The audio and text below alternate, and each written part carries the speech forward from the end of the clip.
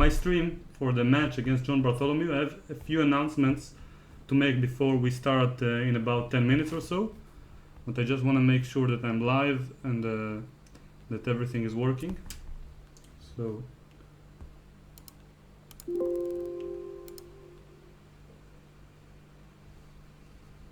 yes, so for the match against John Bartholomew, I have a few announcements to make before we start in about 10 minutes or so. Yes. But I just want to make sure that I'm live and that everything is working. Okay, so I'll put this on top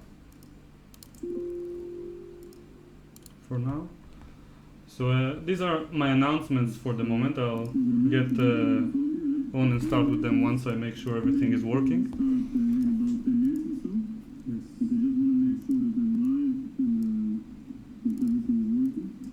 Okay, so I'll put this on top. I'll exit the window for now where I watch myself, so I won't hear it twice. For the moment, okay.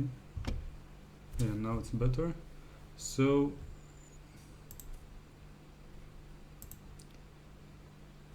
let's see if it works well.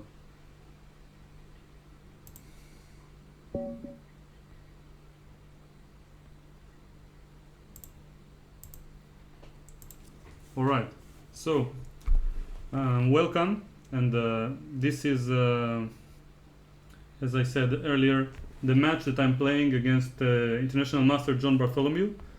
And I've met John quite some time ago, December last year, in the London Chess Classic, and I also saw many of his videos beforehand, especially the streaming challenge, streamers challenge on chess.com. That was maybe half a year prior to that. And yeah, let me so I'll get along and start with the announcements. First of all, I'll go along with the last one about what I'm about to eat during the match. So I'll turn on the camera for a moment. Yeah, so I have here with me, if you can see, some apples and some honey in a jar. I didn't have anything smaller. And this is Rosh Hashanah in Israel, which is considered to be the holiday for the beginning of the year, because there is a Jewish calendar that starts around September, October, and this is the new year, and one of the traditional foods in this holiday is to eat apples with honey. And as I wrote here, you can probably see, it symbolizes yeah, a good and sweet year to come. So let's see, get along with the different things I wanted to say before I start reading the chat and so on. So my opponent, John Bartholomew, as I mentioned, 30 years old, from the USA. I believe it's Minnesota, but I'm not sure. His FIDE rating is 2448, but his Blitz level is quite high as far as I could see. And he's very experienced at talking while playing, so he can do it with ease compared to my skills on the topic. And to my view, it seems like he's less distracted when he's talking, and he can be very instructive while doing so. I wanted also to mention that he opened recently an amazing concept called Chessable, and it's a website where you can basically study in a very efficient way different opening repertoires and that he creates, but also the viewers and the users of the site can create their own repertoire and sell it to others on the site. And he reviews, I believe there is another person involved, and either John or someone else reviews all the different repertoires, and then he makes sure that everything is high quality, and that everyone who wants to improve their openings can actually learn a lot from the different products that are being offered. And many openings are free, as far as I've seen. So feel free to check it out. Let's move on. So today is October's 1st, and there's been a new rating update, and I lost something like 24 points. After I've been at my peak of 2560, now I'm 2536. Usually I'm not a big fan of looking at the numbers, but since I was in my peak, I really wanted to keep increasing it, and I feel really bad about losing so many points, and I feel a bit underrated, especially when I'm in good shape. And I decided I want to pull a pure on. There's a player who's 1 year older than me. I'm 24, he's 25, born on 91 if I'm not wrong, 1991. His name is Kasper Piron from Poland, and he went from the rating of 25-28 to 26-81 in about 14 months. And I'm really hoping to replicate, I don't know how to say it, this achievement, and cross 2600 as fast as I can, and hopefully reach to the top 100 right after that, and try to make to secure my spot in the national Israeli team for the future Olympiads to come, because the competition is quite tight. There are a lot of candidates, and most of them are above 2640. So moving on.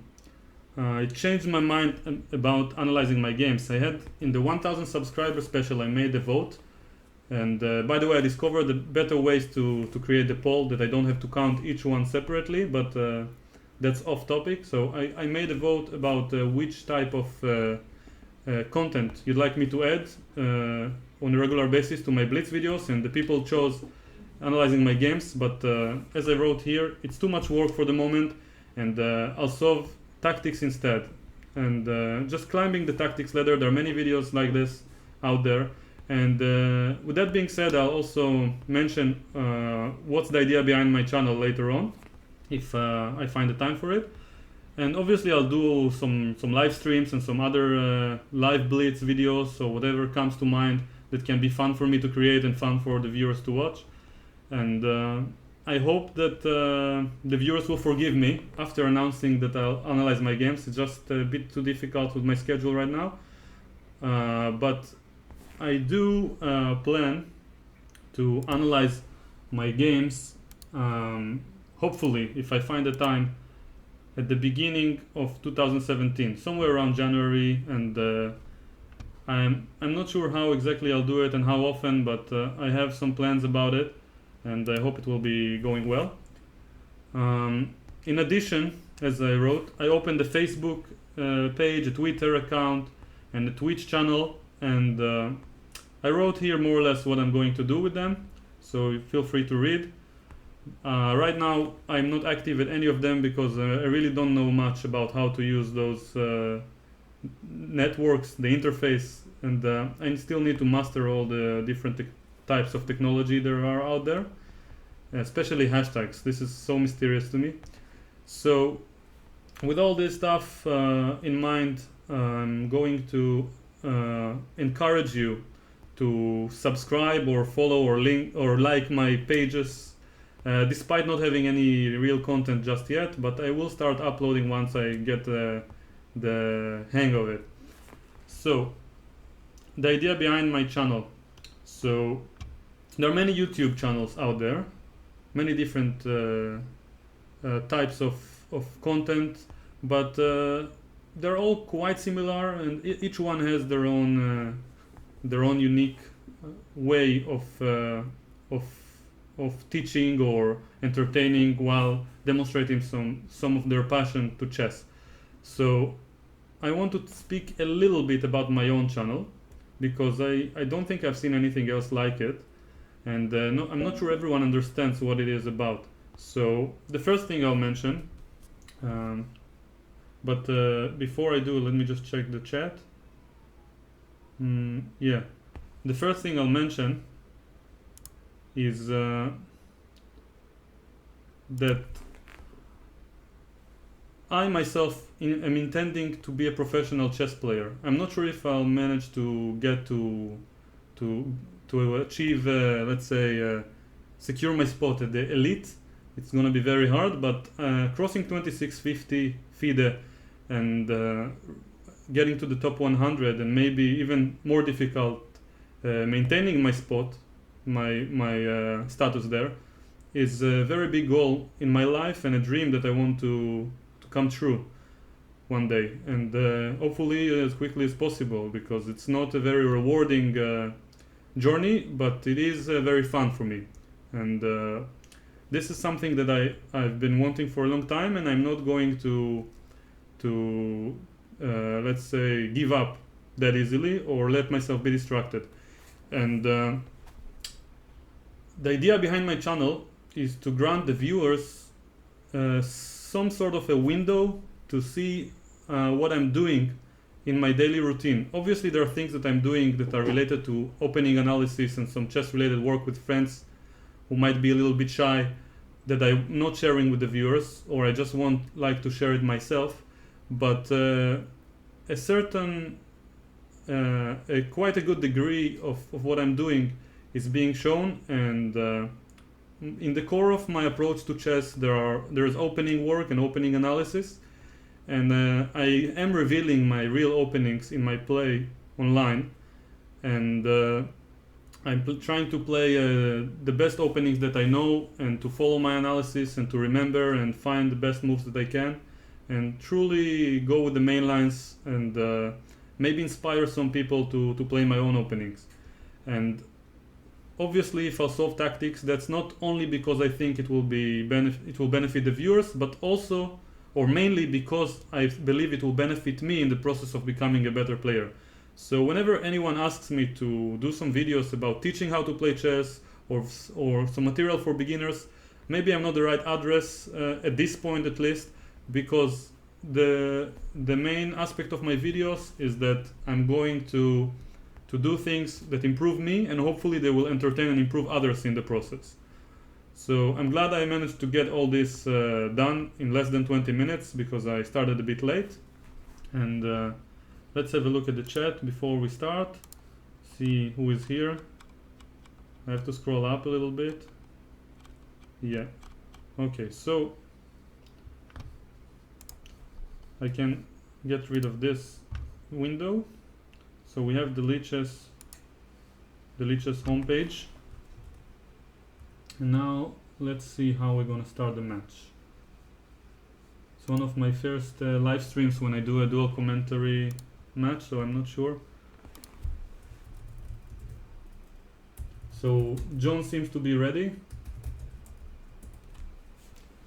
and I'm ready as well. After all these announcements, let's just make sure that everything works. My camera is not here, so now it's back. Okay, so we're ready to start. I'm not sure what to press exactly. Feel free to write in the chat. I'm not gonna look all the time, probably between games or just afterwards, or in between 2 or 3 games. We're playing a race to 5 points, so the first one to touch 5 points in 3+2 Blitz is gonna win. And I'm going to start. Let's say that may the best man have fun. And I'll try to play fast in the openings and see and keep the time for later, and maybe explain if I see that I get the hang of it, because if I talk while playing, then I'm very likely to get into time pressure. So we have the Nimzo on the board. Knight f3, one of the main lines in the Nimzo Indian. And here there are many lines. I'll start with one of the side lines, but one that I like. Bishop takes c3 followed by d6. I'm not sure I fully understand the positions here, but it's quite a positional line, and seems quite interesting to play with black. So I'm fianchettoing the bishop right here, developing my pieces. White got the 2 bishops, and in exchange I managed to kind of ruin his pawn structure a bit. d5 looks like a very what's the word? Principled move. I'm not sure if I want to take it straight away, because if I get e5 in, it might also be very good for me later. So let's see.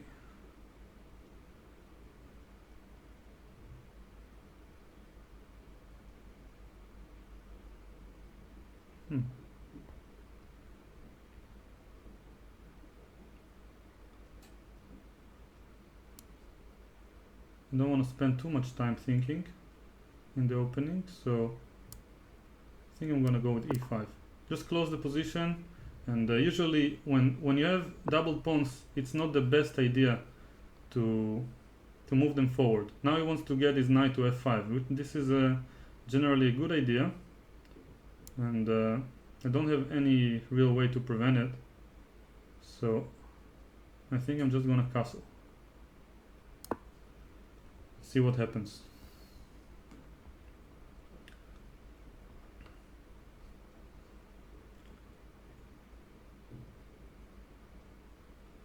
So I'm a little bit behind on the clock, I should play faster.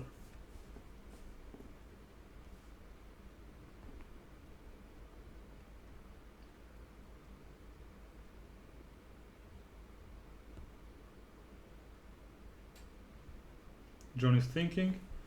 Obviously, the position is quite unbalanced, but I would say white is the one trying to play for an edge. He wants to induce h6, which is generally a good idea, but I wouldn't like to play this move.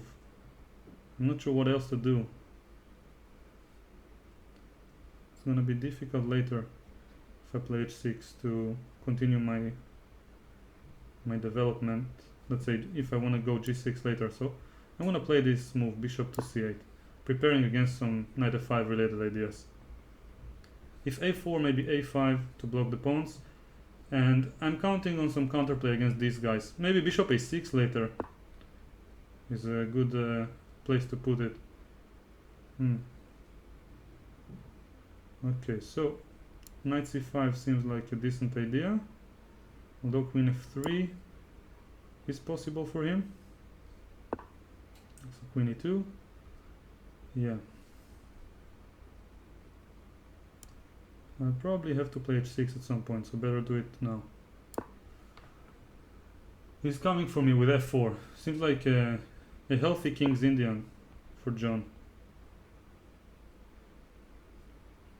So what can I do? Getting a bit low on time. Need to find a plan. Maybe rook e8, just trying to disturb f4 for now.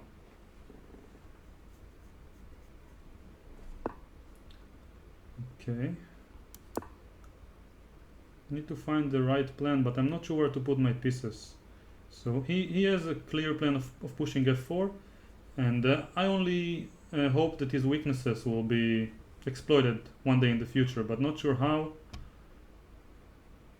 exactly to do it. So maybe queen d7, queen a4 is a good plan. I have a minute and 2 seconds on the clock.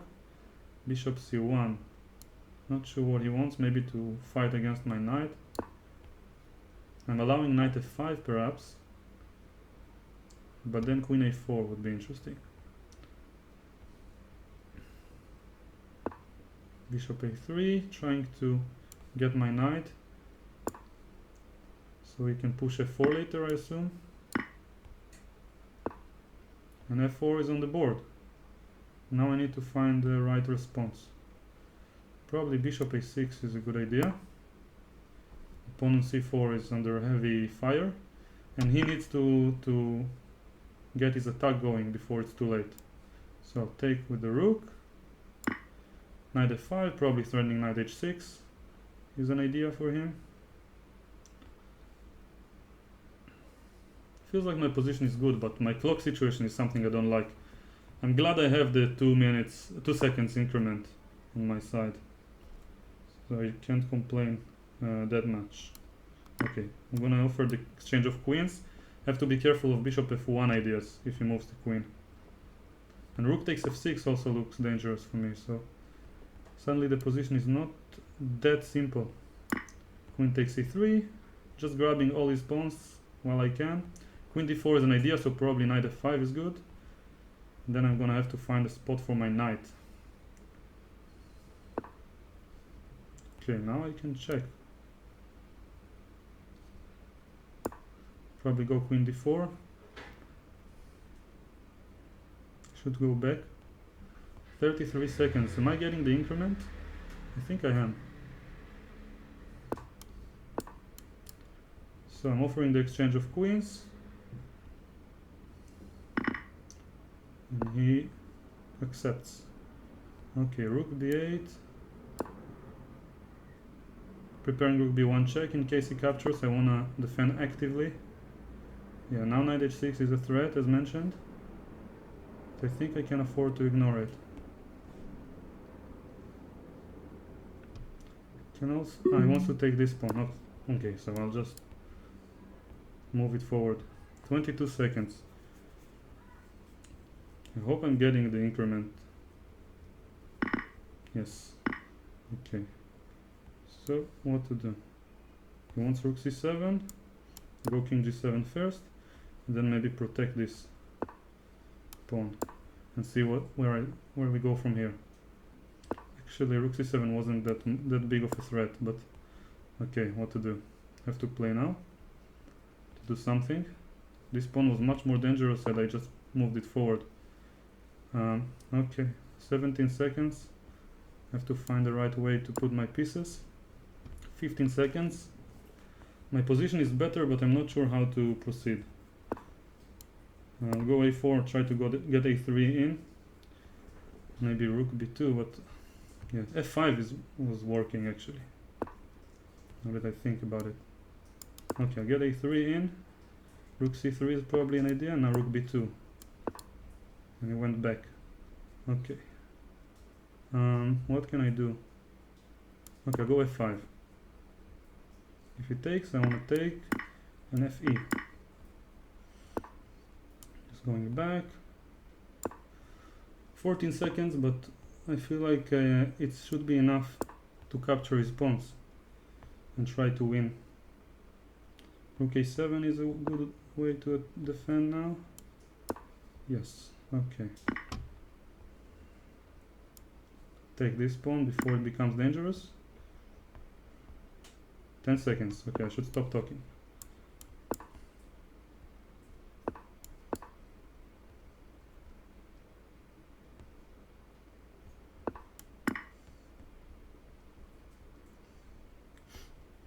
d2 is a threat. Quite a huge threat, I have to say. e3 check, followed by d2. Seems like it should win. Okay. I have a queen on the board.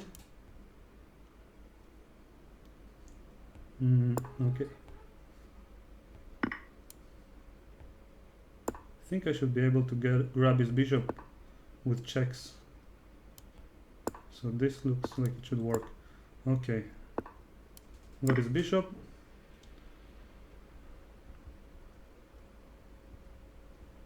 And seems like, yeah, the first game is mine. It was a close shave, as they say. I felt like I was worse throughout most of the opening, but yeah, I'll talk about it probably after the match. And I'll wait for John to offer a rematch, because I'm not sure if he needs some time. And I have a quick look at the chat before we continue. I hope it's not too impolite that I don't offer a rematch immediately. He can offer it. Okay. Okay. So let's see. It doesn't offer a rematch yet, but I will see what happens. And in the meantime, see how many viewers we have. Seems like 109 people are watching at the moment. Okay. So, yes. Okay, we have the second game in front of us. I hope everything is working well. I'm gonna start 1d4. Starting to feel a little bit hungry, so I'll probably get some of my tapuach bidvash, apple with honey, during the game. So we have Slav defense on the board. Knight f3, knight c3. He's playing e6. Usually he takes on c4, so that's a bit unexpected from John. I didn't anticipate this line to take place. b5, yeah, this is a very principled line in the Slav defense against g3. One of the lines that I actually love for white. I go knight e5, and then usually they go a6 because I'm threatening knight takes b5. Can I do arrows actually? Yeah, I can. Okay, so queen b6 is another main line also. Actually, I'm not 100% sure what I should play against it, but either a4 or b3, but Remember, there was a move, then he plays knight d5. Or was it knight d5 immediately? Okay, so I don't want to waste too much time in 3 plus 2, so queen b6. Remember, a4 is possible.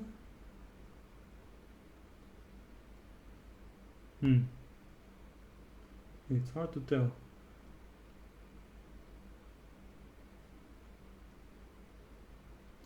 Okay, I think I'll just go get along with b3 and see what happens. Because remember, after a4, a5 was really strong for black. I'm not sure he would have found it, but still, I don't want to bluff. Yeah, and here, once again, I'm not sure who to capture back with, but both are interesting. I'll try with the pawn and see what happens.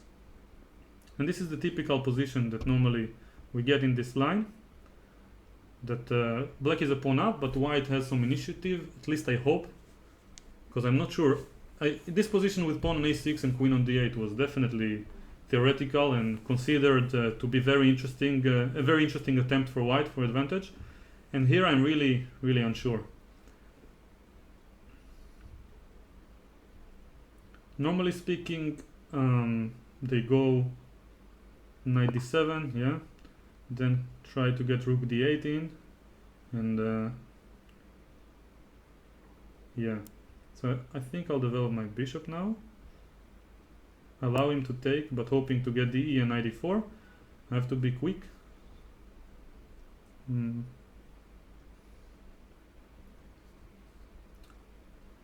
Let's see if my position is good. Yeah, it's more important to play faster here and then think if the position is good or not, rather than actually solve everything in this time control. So here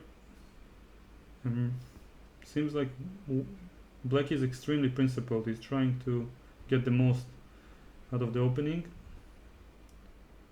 I want to exchange bishops. Don't think I have a lot of ways to prevent it, but I would rather avoid it if possible. So now d5 seems like the principal move to maintain some pieces on the board.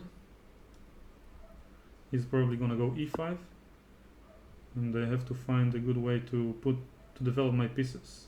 Seems like I'm just a pawn down without too much compensation, so I want to be a bit aggressive.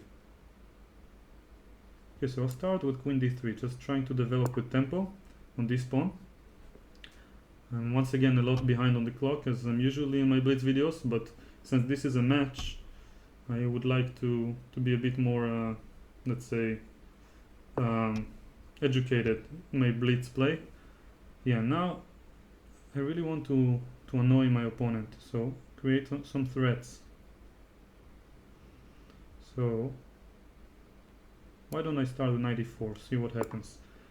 Just trying to maybe imply that I want d6 to be played, and he doesn't seem to be bothered by it, which he might regret later, because it's extremely principled. Okay, so bishop h3 seems like an interesting way to develop. My initiative, let's say, bishop takes d7 is a threat, e5 is hanging. I'm not too sure if my position is good, but it's definitely posing some problems to my opponent. Yeah, queen c6 looks good. Okay, let's defend. Don't have many moves. Now we can castle. That's quite smart, actually. And then if I take on d7, I can get the pawn back, but it's not so clear. I can also take on c5, but he has bishop b6. Yeah, it's not so clear. It's far from clear, but f3 is quite forced if I don't want to repeat the position with bishop g2. Okay, so after castles, I want to find a good move with 48 seconds on the clock. So probably something along the lines, bishop b6, threatening to get my queen. Quite principled. Okay, I have to move the king away. Maybe g2 was better, but it's hard to say.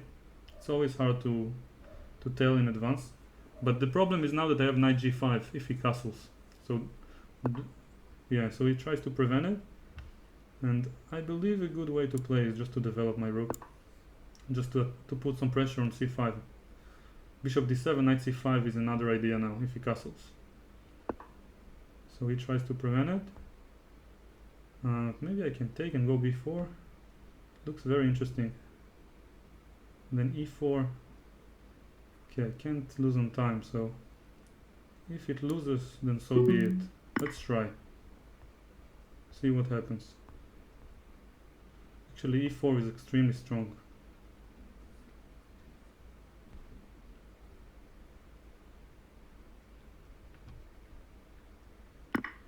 Not sure I realized how powerful this e4 move is. Yeah, now I have to be extremely careful. I have to move. Probably here. He takes, and then see what happens. Position is extremely complex, and we're both in time pressure. Now I'm threatening rook e1, so he kind of has to castle. At least I think so. Yeah, and then I can take on c5 with some potential initiative. If he takes, then queen c3, win some material.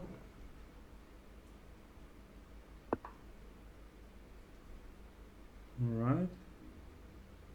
So let's threaten mate in 1 first and see what happens afterwards. So bishop g2 against his threat. Preparing f4. Can go f4 anyway, I believe. No, but I'm not sure because the rook is hanging. Okay. Clutch. Oh, I don't have any time. Okay. Nice running to take. No, I completely missed it. So, and he did as well. Okay, 1 second on the clock. I really have to be quick now. I have to avoid his traps. Oh, I might have a 4 coming. Okay. Probably not the best move, but have to be quick. Oh yeah, lost my queen. Okay. Yeah. Wow, that turned really badly for me. I'm not sure where I went wrong, but it was extremely interesting, an extremely interesting game all the way, and probably at the end I was better after the middle game, somewhere where I castled, but it was extremely dangerous at the same time. Okay, so let's offer another rematch and have a quick look at the chat before it starts.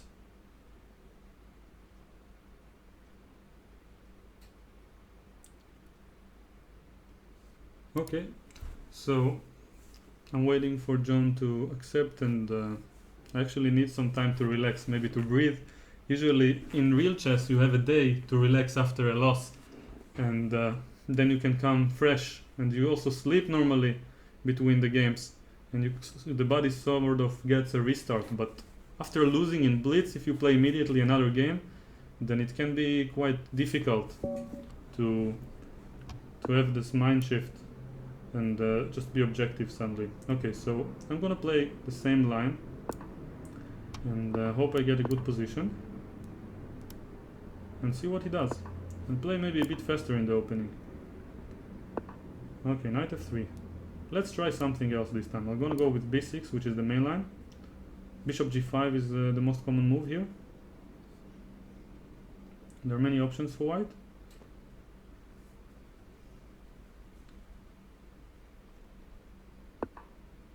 Queen c2 is another possible main line. I have to admit I don't remember all the different subtleties of this line, but yeah, knight e2 I believe is the idea. a3 is far from scary, but obviously a possible way to play as well. I believe queen c3 I should go castles. I analyzed this position. I actually had it yesterday in a rapid tournament against an Israeli talented player named Ohad Kraus. Yeah, and g3 is another one of the possibilities. And now, if I'm not wrong, d5 followed by d takes c4, knight with d7 was the point. So I'm not sure if I should take immediately or not, but probably I should, because knight e5 might be possible. It doesn't look that great for me, to be honest, because he has the two bishops, but that's what I remember. I have c5 coming, and black is supposed to be okay. Can go bishop d5 first. Okay, anyway, just have to play something. I don't want to get low on time like in the previous games.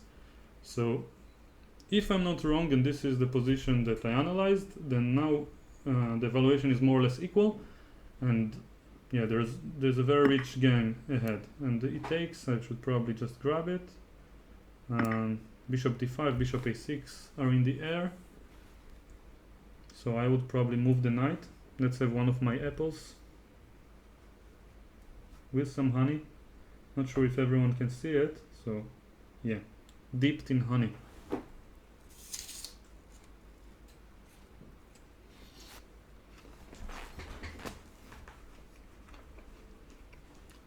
The reason I started to do the same thing with the food and the Jewish holidays is because I had one funny video against Chess Explained called The Power of the Matzah, and some people said that this is the favorite video of mine, their favorite among my videos. Bishop d5 looks like I'm exploiting the light squares, and Power of the Matzah was so loved by my friends that many of them suggested that I should do more videos where I eat stuff that are related to the tradition. Now let's see. It's not so clear to me where to put my pieces.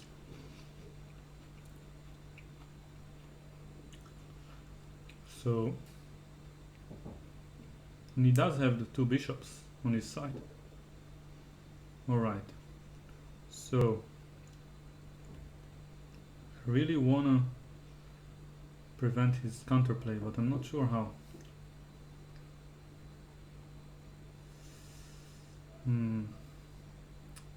It's not an easy position. Probably rook c8 was more precise, but now I have to come up with something. On develop. Okay, I'll go rook c8. No, but then rook d1 is unpleasant. Have to find a good move.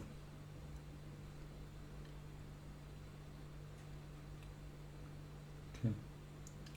To put my queen somewhere. I want to put it on b7 somehow. So why don't I go from here?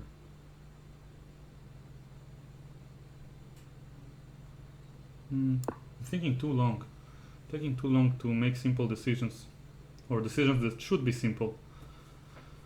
So just put the queen on b7 somehow, moving it here, and then see where I can put my pieces later. Actually, now he has bishop d6, which I missed.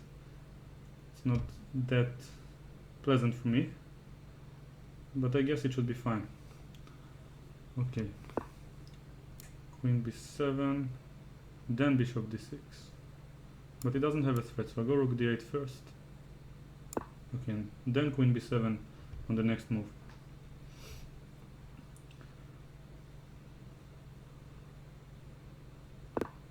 Now bishop g5.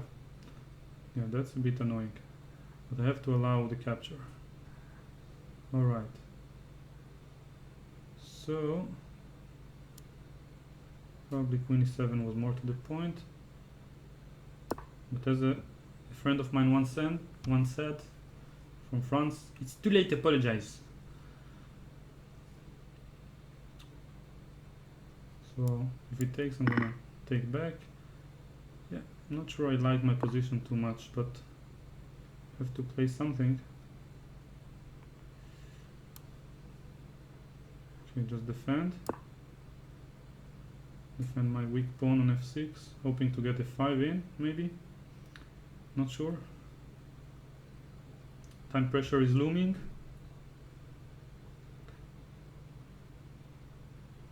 Actually, if he moves the knight, it's gonna threaten to take on e4 maybe.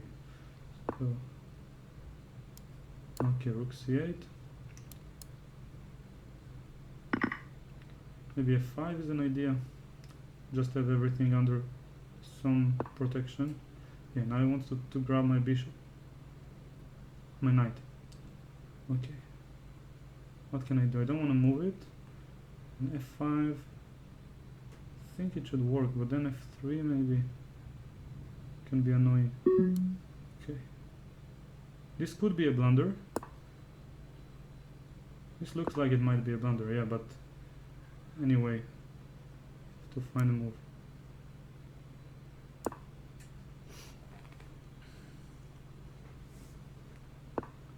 Oh. Can I go e5? No. It's not easy to come up with a move here. Knight f5 looks very challenging.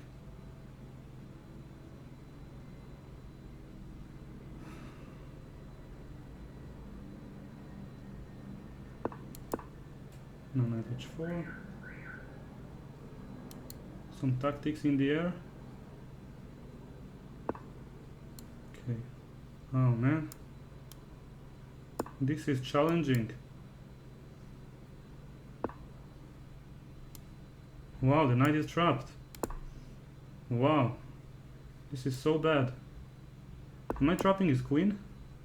No, queen d7 is there. Wow, this is amazing. We found a great sequence right there. And now I am defending a probably hopeless position.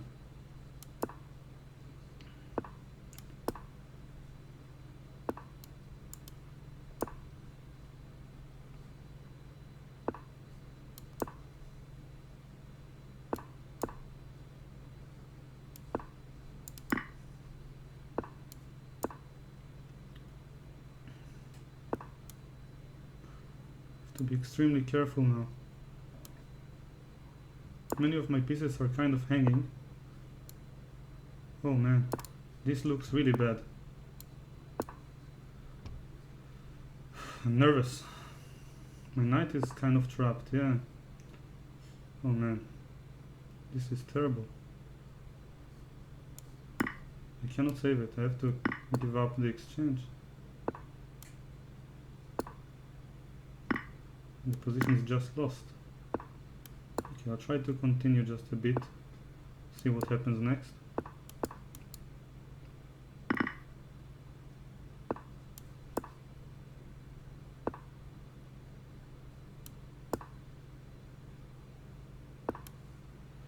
Yeah, obviously it's completely lost. I think I'll resign now. Yeah. Wow. Yeah, that's a great game by John. Put a lot of pressure on me from the beginning, especially with this idea of bishop g5. And yeah, I can't say I'm too happy about the last two games, but it is indeed fun because we get a lot of rich positions with quite a decent amount of play. And by the way, I want to see if he analyzes the game before getting the rematch. I think he's going through the game, but yeah, I'm not sure. Anyway, I'll probably go check all the games after the match while staying on the live stream. And I imagine John is quite busy and might end his stream, but generally when I play the dual commentary matches, I really want to analyze the games and I can't really wait. And I thought to myself, why not just do it while streaming immediately, rather than ending the show and just analyzing on my own. So before maybe he waits for me to offer the rematch, I'm not sure, but either way, I'm gonna have another quick look at the chat if anyone has an important remark.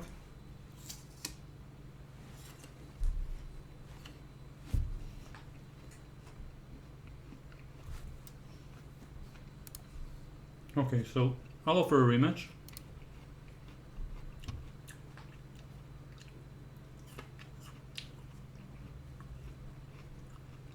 So far the result is 2-1 in his favor. I'm gonna be white probably. I remind everyone it's a race to 5 points. The first one to touch 5 points is going to win the match. and I feel like trying to trick him in the opening. Maybe I should be objective and go for the same line I played, but I just want to know what he plays here, because I saw some challenges in his move order. So here, for example, e6 is a typical move, and then instead of knight f3 transposing to the main lines, I believe this g4 followed by knight g2 is a creative way, let's say, to get a playable position without too much theory. It's very interesting. So 3e3 is kind of let's say a cunning move against players who play d takes c4 Slav, but yeah, he could have just transposed to the same normal Slav that he plays. And here I believe the move is queen b3, but I'm not sure. And then if queen b6, then I get c5. I think I'm gonna try it and then see if it works or not. Yeah, b6 is normally the main move played here by players with black, and I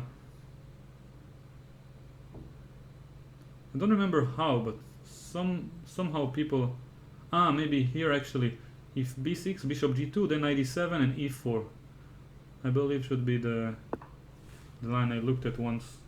So queen c8 I haven't seen before, but what happens if I just go on with my plan to develop? So knight f6 of course is the, let's say, the common way to develop and get the knight out, but for some reason many players with black just go knight e7.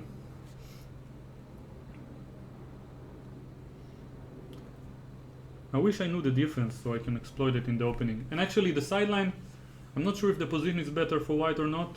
It's definitely playable, but it worked in the sense that I'm leading on the clock, so it doesn't happen too often in my games. Okay, so now I should probably play g5. Can also go with h3, but then what's the point of my play?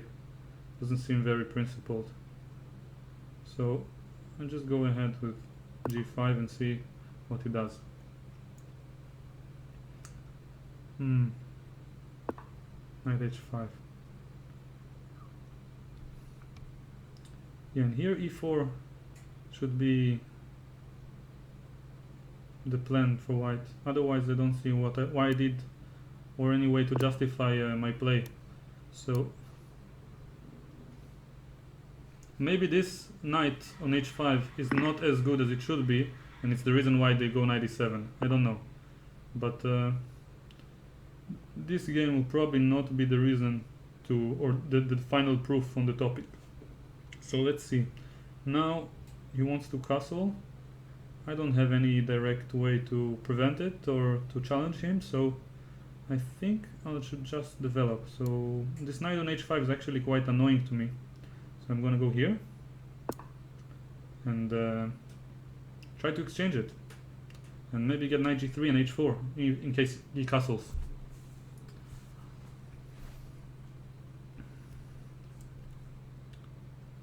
And by the way, of course it's gonna be challenging for either of us to win the match, but in general, for me, the biggest challenge is to be as instructive as John is, normally speaking. In his videos, he can explain very deep concepts without even... seems like he doesn't put any efforts and without being distracted from the game. I feel a bit distracted when I talk.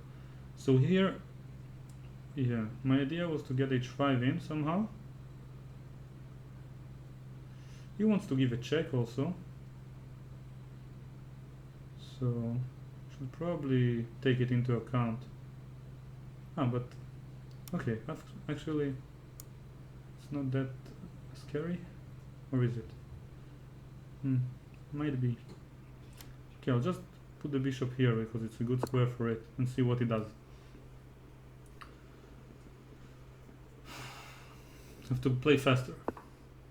And now my plan, not sure if it's a good one, but it's definitely a plan. Now to go h4 and see what happens.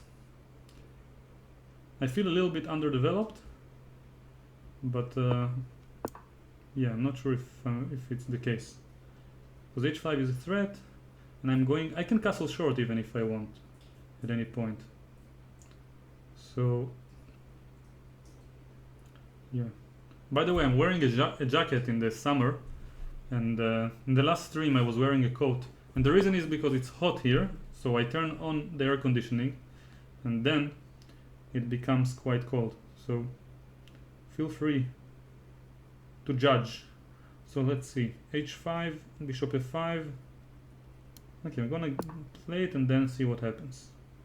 Maybe he wants to, and now d5 looks like but knight c5. Okay, so I would like to defend this guy while preventing this move, but then this guy is hanging. I have a lot of challenges in my position. Okay, can I just sacrifice? Just want to go h6 and see what happens. Give away the pawn. He took it. He's knight c5. Oh man, I keep missing relatively simple ideas. Okay, but I can go here and then try to exploit it somehow. So one example would be here, and then queen e6.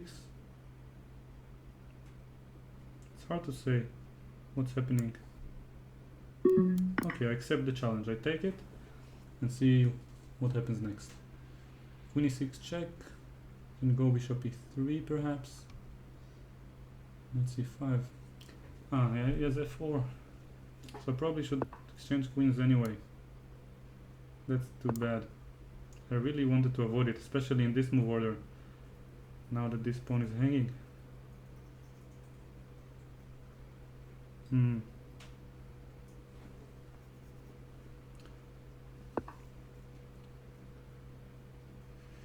Okay, but I have some ideas now coming his way. So I think I'm gonna take it, play bishop c3 and g6 if he lets me. But rook g4, I keep missing this stuff, simple stuff. Man, okay, it's far from over. Still threatening rook h7 sometimes in some circumstances. 6 seconds to John. Rook h7, it's probably not winning immediately, but I don't know what else to do, so I go here. He's in trouble. Okay, I don't want to exchange. But I allowed bishop f6, come on, I should have taken rook h8. And he lost on time, that's a pity. Normally John is very good with the clock. I guess then if he lost on time, which is something that I never seen before in games with increment, is either because of the lag or because of some connection issues, because I highly doubt that he just overstepped the time limit. So I think that there is something to do with the fact that ICC and chess.com, their servers are in the US and there is not a big lag, and here I believe the servers are somewhere in France, if I'm not wrong, and there's like half a second or something that might take longer than usual to actually make the moves. But that's just my assumption on the topic. It's also possible that I was incredibly lucky. So overall, this position is quite complicated. As you can see, I'm a pawn down. I have rook h1 as a big threat. I was expecting bishop f6, but I don't want to analyze the game just yet. And then I would have taken and gone rook a to h1 and hoping for an advantage, which I'm not sure if is the case. He could have played knight d3 actually, now that I think about it, threatening knight f4, and then he would be probably having quite great counterplay. Yeah, I hate winning like this when the position is so bad for me after knight d3. Yeah, but that's part of the game. I hope we both play well enough so we won't have to rely on luck in the next games, and bring it on. So d4 is what I expect with the same line. He played queen c2 and then some g3 related moves, which I'm not very afraid of, so I think I'm gonna enter it again. Seems like despite losing, it seems like I got a relatively good position. So if he plays the same line, I'm just gonna try to improve somewhere in the way. So until this point castles, I'm sure this is my analysis. And I'm quite sure d5, d takes c4 and knight d7 is the way. Yes. Now the big question is how to proceed. So if I go c5, takes, bishop f4 he played. I really need to find a way to put my pieces. Maybe I can start with bishop d5 and see where his queen goes. Although I highly doubt this is the way. I remember somewhere in my analysis I wrote knight bd7 with an arrow of c5 and just not really mentioning any concrete moves.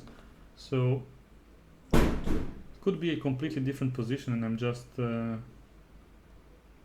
misleading everyone, but I'd like to be principled and believe in my analysis and in my recollection of them, and I believe it should be beneficial for me in the long run. Maybe even if I'm not necessarily going to get the best of results in the short term, but yeah, we'll see. That's just my approach, and it served me well so far. So let's see. It's also much easier to play in classical chess when believing in my own openings. So here c takes d4, queen takes is probably his idea. So I think I'm just gonna go a6.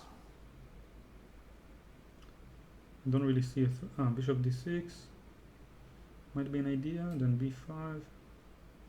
Okay, it's not so easy. Okay, can also just develop. No.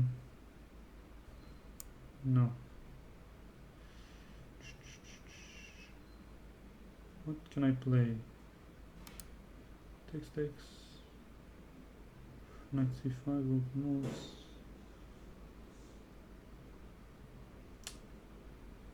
I'm not sure if I'm a big fan. Can I go b5 and if it takes, then take on d4? Looks risky. Oh man, this is challenging. Okay, let's start with queen e7. Last game I was regretting not having played the queen e7 on time.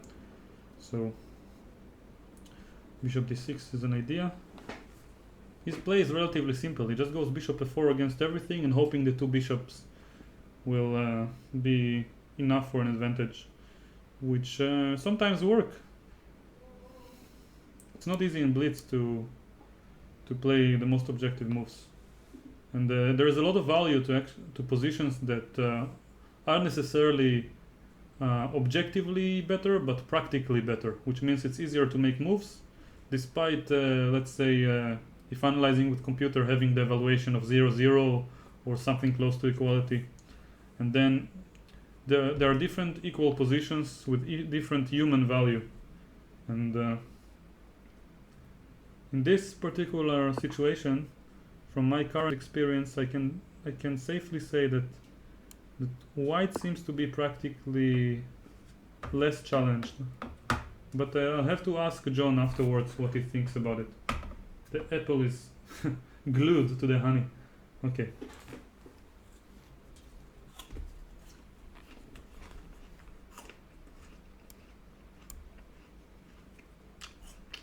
I'm really curious how John feels about this position from the white side.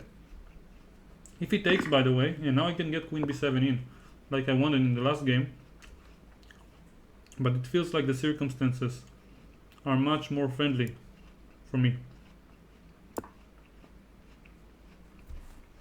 Much friendlier. Now knight d3 is a semi-threat,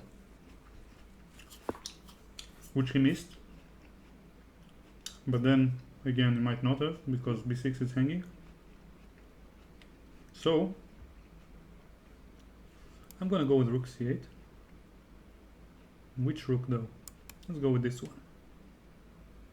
and then see what happens.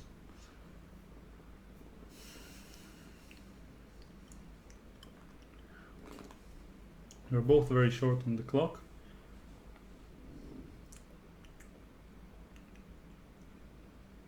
Rook d8 is probably my next move, but he's threatening to take easy. Well, can't say I'm too scared by this idea, but knight d3 something I'd really like to play if I can. Come on, I can't make it work. a5 first might be okay. Okay, let's see what he does. He cannot really maintain his queen. Yeah, I knew he would go this direction, but now knight d3 is a bit less scary for me, as far as I can tell. Not sure if it's good, but I want to try it. Seems like I'm sacrificing the b6 pawn, but I really want to play actively.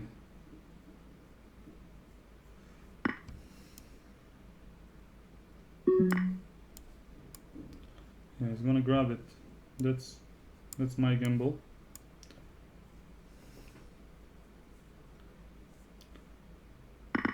Ah, but d3 is also hanging. Okay, I can try. Can hope for some ideas. Rook b8, followed by rook b2.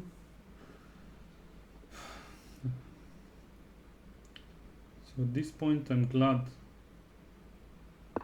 Oh, but bishop d4. Always wants to get my knight from here. I can't afford to let it happen. Ah, but it's protected, okay. So let's just go for the endgame if he wants to. I think I should have enough compensation for the pawn.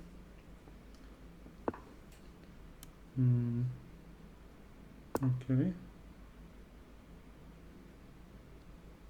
6 seconds. Okay, I'll stop talking for the moment. Hope good things will happen. Oh man, I just blundered mate in 1. Yeah, okay. That's not a pretty sight.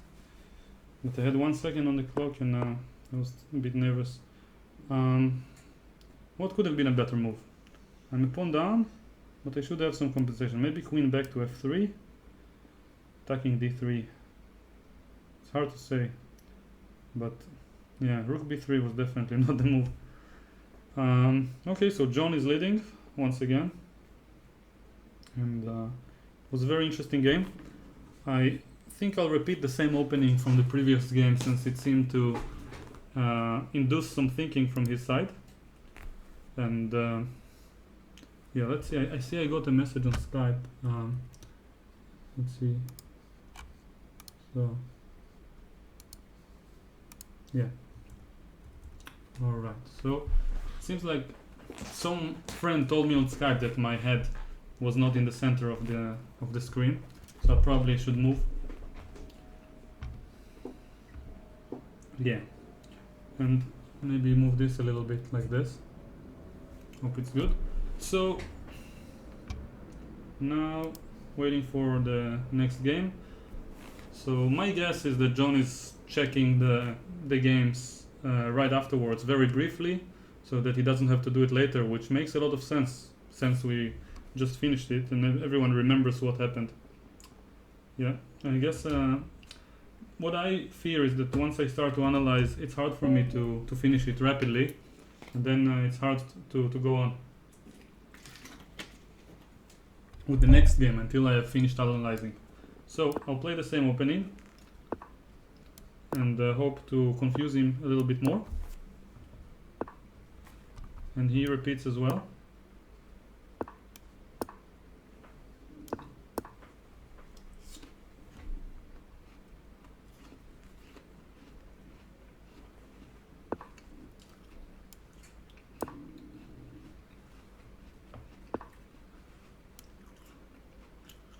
Can I start with h4, but then it goes h5? Okay. So I didn't like h4 threatening h5 because he goes h5 and then I don't have a good way to progress. So I'll try the same opening since we got a very interesting position. Only now he didn't spend so much time thinking.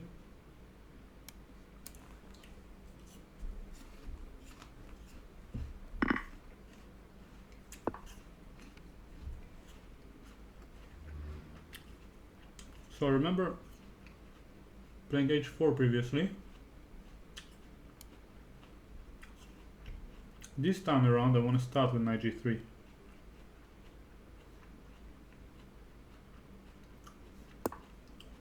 And see what happens. Maybe there are some improvements for him as well in this move order. h4, knight a6 was very concrete, threatening bishop b4 check. I didn't really enjoy the consequences. And in this move order I feel a little bit safer, I would say. Not sure what's the word to describe it. So you also went c5 later. So knight g3, bishop g6, h4 would be allowing bishop b4 check. And here he went castles. Okay.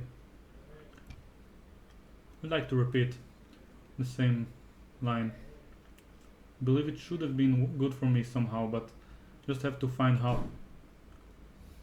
It's very interesting that we play the same line in Blitz one game after another, and in both cases there is not enough time to think. So we both get the same idea, and each one is stubborn that his position is either okay or better.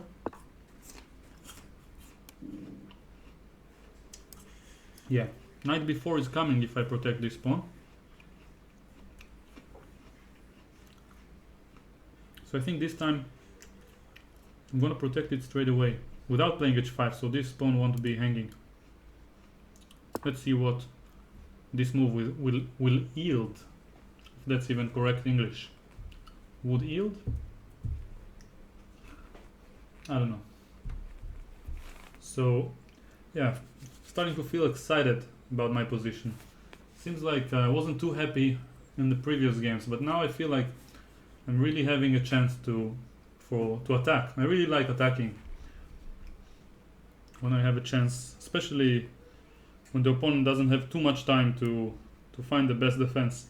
But somehow John managed to drag me into very relatively simple positions.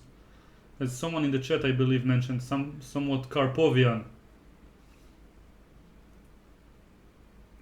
So now I feel like h5 is a very big threat, and yeah, bishop f5 seems logical, preparing bishop takes g5 in case of h5, but now there is a big difference. I can castle. I'm not sure where, by the way. I think I'm gonna castle short.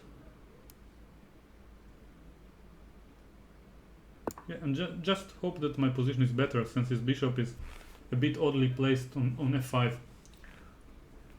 And the pawn on h4 is not that bad compared to h5 in this, under the circumstances. And now knight f5 might be a little bit better for white with the pair of bishops. Yeah, I feel like I was much more accurate this time around. Now queen f4 is kind of a threat, so I have to be careful. Taking rook e1. I'm also thinking about putting the other rook there so I can get f4 in. Okay, let's try it. Queen f4 is not possible due to rook takes e7. Bishop d6 is interesting, but yeah, it's less challenging for me. Yeah, now if f4 bishop d6, I'm not sure what's going on, so I have to be very careful. I think I'm gonna play this just to avoid queen f4 from the moment. And obviously threat, capturing on f5, but the main point is to prevent his play. Now double. Oh, but bishop g7. Okay, rook e7 seems like I should have some activity going on. So feels like I have an advantage here. Now I just have to keep his knight away from the game and try to exploit it slowly but surely. Okay, does he have a threat? I'm not sure. Really want to go h5.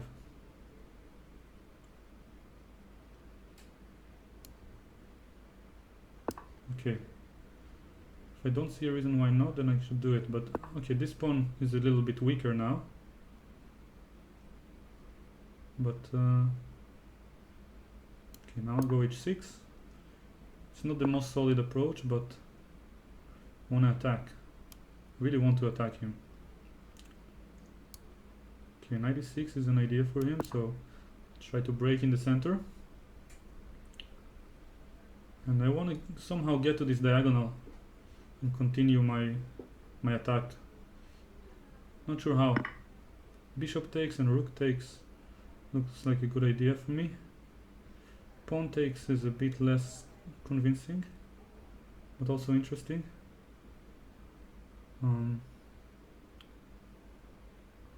Okay, let's try it, because my queen can come really fast to this amazing diagonal and attack, try to end the game.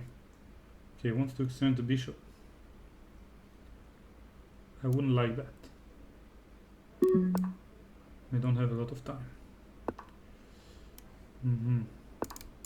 Bishop d6, a4, knight d4 is an idea.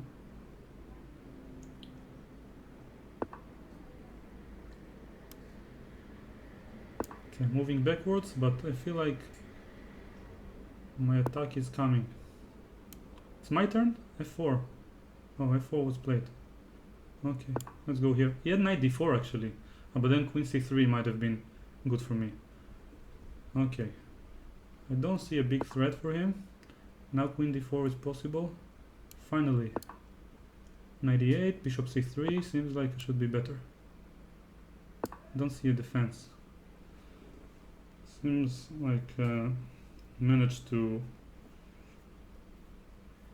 pose some problems in this game by playing very aggressively for the initiative. I think I'm gonna try on with this strategy, although I'm not sure how to do it against his opening, this Nimzo with queen c2 and so on. Just grabs my two bishops and tries to play very solid chess. And bishop takes c3 in the first game was also very positional. Okay, so I think in this game I'm gonna try to play more aggressively. If he goes knight f3, the same line, I'm considering to go d5 and transpose to the Rogozin. Not sure yet, but seems like a good idea. So I'm offering a rematch. I don't want to pressure him. He can, but I'm not sure if I can send a message. I'm not in a rush to actually start, but in case he's analyzing. But I just don't trust myself to analyze and finish it quickly without being completely distracted during the game, wondering what could have happened. So I rather just forget, move on to the next game. That's also what I do in tournaments. I just finish the tournament first and then I start analyzing the games. And now, as mentioned, I want to try possibly to play the Ragozin, but seems like he does not allow me. And in this move order I don't have to actually play bishop b4. I want to take, this is called the Vienna, which is one of my main lines with black. Probably the one I enjoy the most these days, especially online, because many people are not familiar with all the subtleties in the theory, and black can maintain his pawn up, and if they try to get it back like this, then I think I can play quite aggressively. Although I'm not 100% sure which way was the most aggressive, so so if knight bd7, then e4 was a bit annoying and challenging, and c6, b5. Okay, c6 is definitely the more solid approach, and queen c4 is definitely not accurate. And e4 was the most challenging move by far. Not that I know exactly how to punish it, but I can tell that e4, what Yakov Norowitz, another relatively known online player, played against me, He played it against me in a tournament in Jerusalem approximately a year and a half ago. And yeah, after e4 I have to waste a move on rook b8 later, so because the queen is from a4 is pinning me, so I cannot play b5. Not sure if everyone can follow, but the point there, I will demonstrate probably after the match is finished. So now I can get b5 in quite conveniently, and well, black shouldn't be better, but definitely he doesn't have too many problems, because compared to the Slav I can get c5 in one move. I don't want to allow d5 business though, so yeah, not sure. Bishop b7 seems like a good way to start. And now, yes, c5, yes, d takes, but shouldn't be too afraid, I believe. And e4 is not such an annoying move. Okay, seems like the pair of bishops is not something he wants to give me, so I'll start with h6, see what he does. And if, oh, but if he takes and I take with the knight, knight b5 was bishop d5. Okay, now I feel like there is a chance to do something nice. So my idea was to play bishop d6, and if he plays e4, then I get g5 in and grab the e4 pawn. I also have b4, but I don't want to allow e5. Okay, so here we have a decent position. c5 seems logical, I hope. If he takes, I want to take with the knight, and I'm trying to exploit the fact that I can get it in one move compared to the Slav. So as I wanted, I managed to get a relatively sharp position, and now the idea is to play c4 if I'm not wrong. And yeah, and then somehow if I can find a useful way to deal with e4, my position should be quite good. So I want to maybe push e5 as a response, but then he has knight d5 ideas. This is extremely complicated for me in the time situation. Okay, but I have to go for something, so cannot waste all my time thinking. Or spend, maybe is a better word for it. Had I not played c4, by the way, he would have had more chances. More chances to simplify the game and get a relatively easy position. I mean, easy to play. Okay, should probably start focusing on the game and not on chess concepts. General chess ideas that mostly involve psychology. So here, just get the apples and play some fast and good moves. So he wants knight f5. I don't want to allow it, but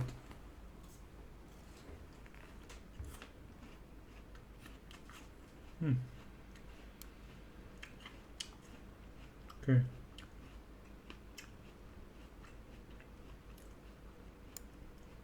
I shouldn't allow it at all, but it's very difficult to prevent. Yeah, this is not going well.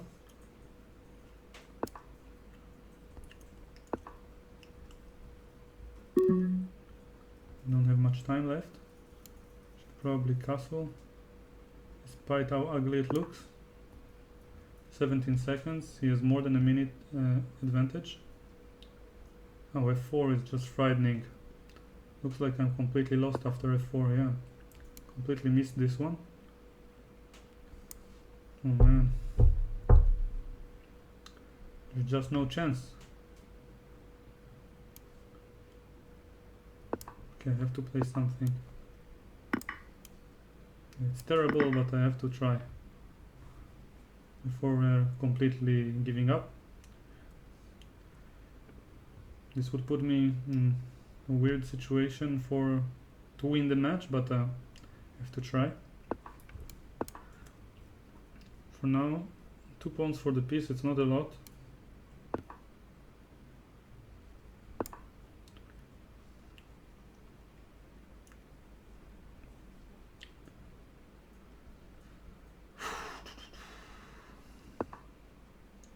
Okay, seems like I can try to grab some chances here. Knight f3, knight g5 looks interesting. Oh, it takes. Okay.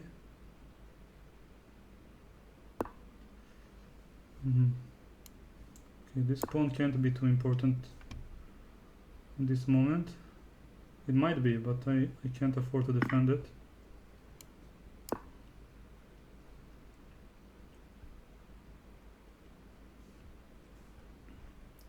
Queen f4 is a good move,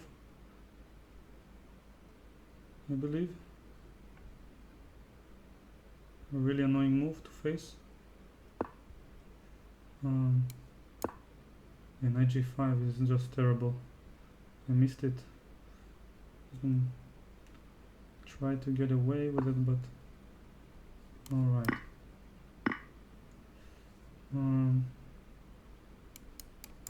Okay, 1 second. Yeah.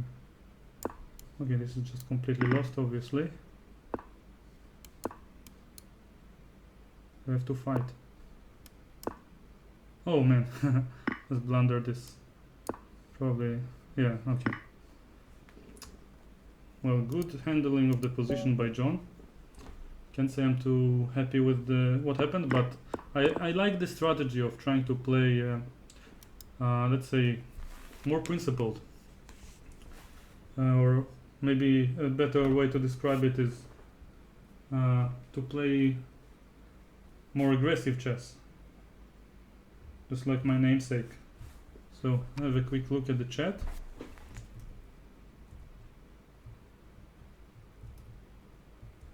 And where is it? Okay. Curtains. Well, I'm not giving up. Of course, if I lose one more game, then it's over. But there are chances. I'm going to be white, and I'll do my best. Taking a short break.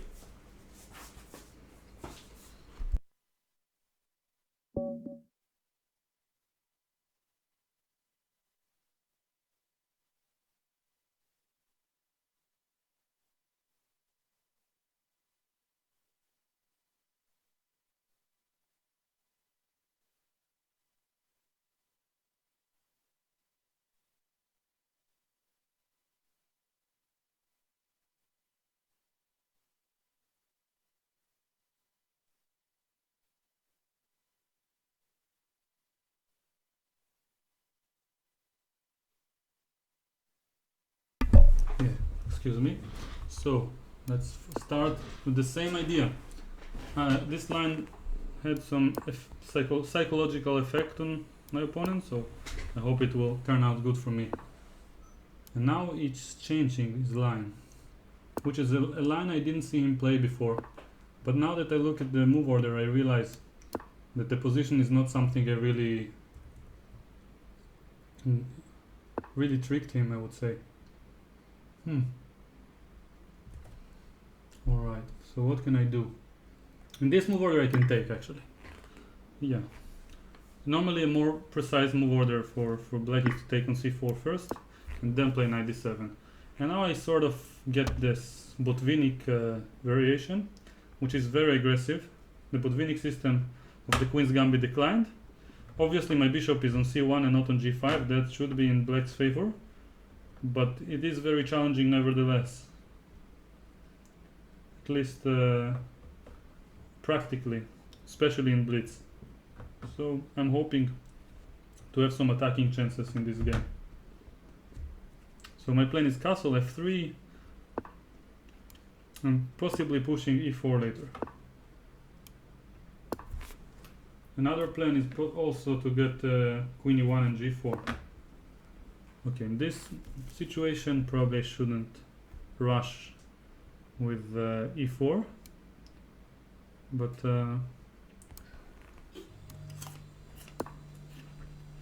I saw some Kasparov games in this structure, and I believe the queen is very good on f2. He played it once.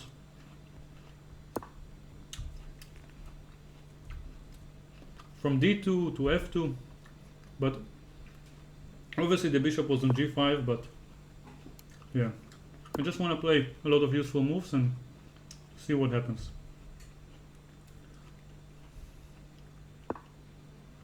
Yeah, c4 is kind of a threat.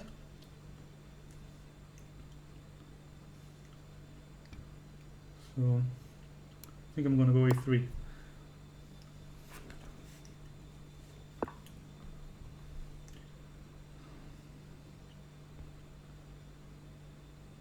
If I take, he wants to take with wool. Probably, I'm not sure actually. Knight, I go bishop c2.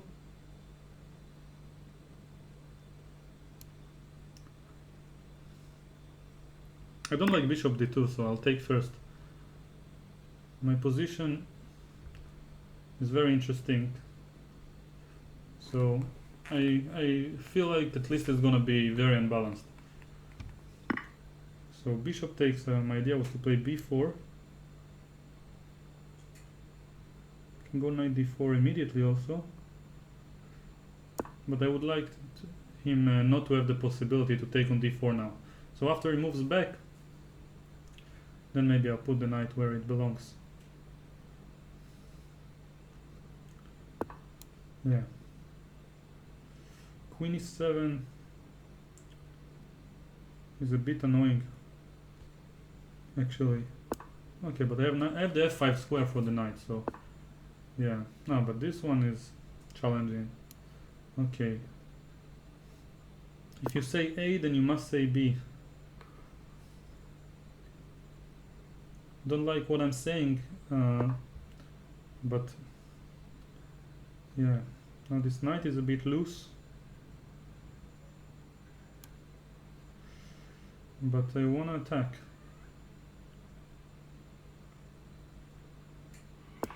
If this is the prize, then so be it. It's probably not objective, but I want to try. It worked on the previous game. Okay, no threats for the moment. Not that I can see. This rook on a1 is out of the game, but okay, at least my knights are coming quite rapidly. Knight to f5. Yeah, g6 is a useful move. Now maybe a4 to activate the rook. Looks like a decent idea. I should play faster though. Can't rely on the time pressure.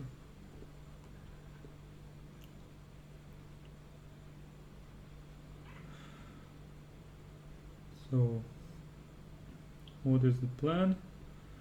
If I could get somehow to the long diagonal, would be very interesting. Knight f5 looks also quite interesting. Takes.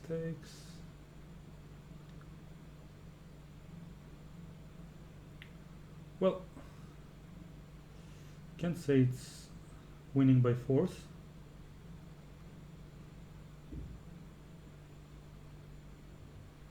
I want to try it. I really want to try it.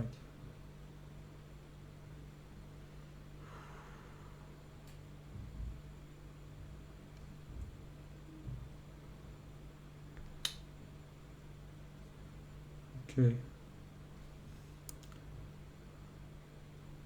He threatens to take on e3 and I don't see a good way to defend it. And he doesn't even take. Okay, so this is good for me. But this rook is hanging.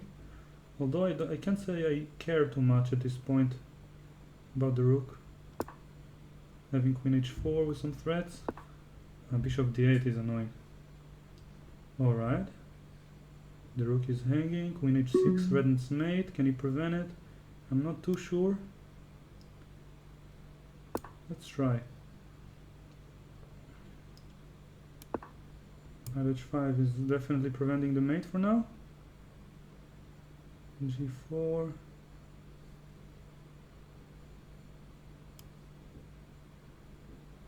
Takes the rook.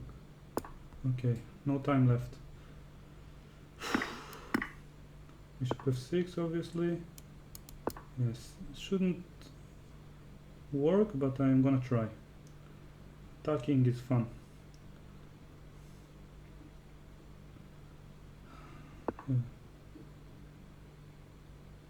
Okay.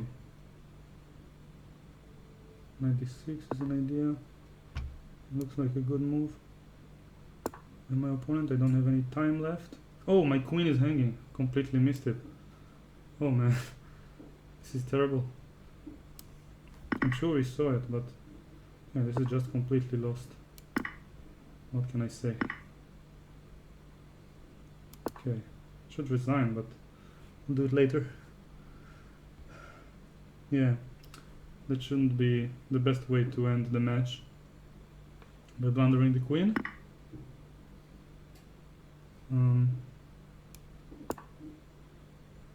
Yeah, bishop takes here. Don't have many pieces left. Rook e1, just finish the game immediately, I presume. Okay, just trying.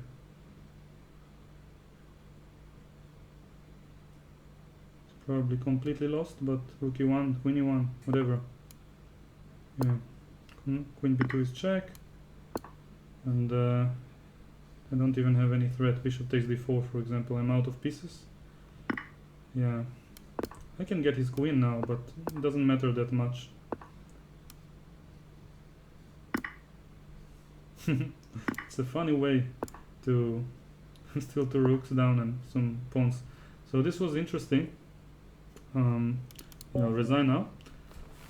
So yeah, this has been the match against John Bartholomew. He obviously showed a little bit more persistence in his play. I can say that I had some interesting attacking games and attacking attempts here that might have worked, and I'm very curious how objective they were when I started to give away some material. In the first game I was the one trying to grab some pawns, and it actually worked quite well. So maybe the strategy, which I didn't plan in advance, just the spontaneous strategy that I had, was not the best one to maximize my winning chances. But it was definitely fun, and I feel like I would really like to have more matches like this on a regular basis with any challenging opponent who might be interested in playing some games. And I feel like overall I have a lot to learn in both in my chess and in the way that I play Blitz. So I'm not gonna end the stream here. I'll just have a quick glance at the chat and see what's going on.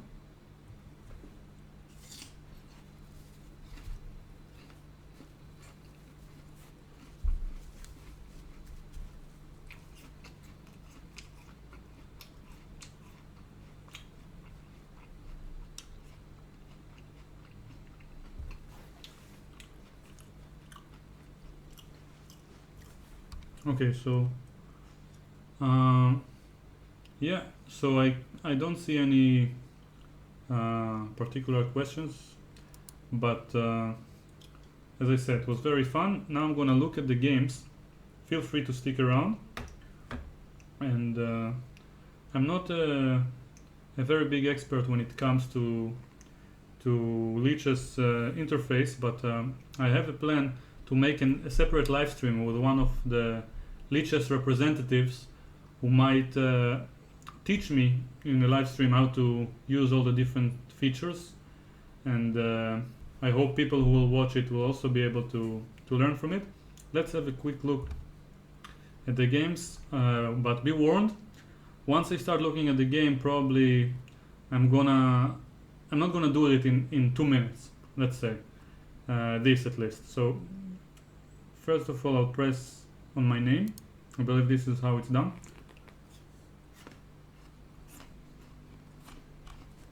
And look at the first game. So the first game I won. press analysis board. Let's see if the viewers can see the board. Okay, there are computer evaluations. You can only see the wide moves, but I can't see the computer recommendation, but it is shown in the arrow here. Usually when I analyze the games, I don't like to look with the computer, and anyone who wants to check with the computer can access the games through my account on Lichess or John's account. So you can press the game, and then when you have the button to check for the computer on the top right, you probably don't see it on the screen. I'll just demonstrate it in case anyone wants to check it for themselves. I'll change my screen for a moment. I don't know if it will affect much. No. Okay, I see pieces moving, so it might be someone else checking the game. I'm trying to show the button, but it doesn't seem to work.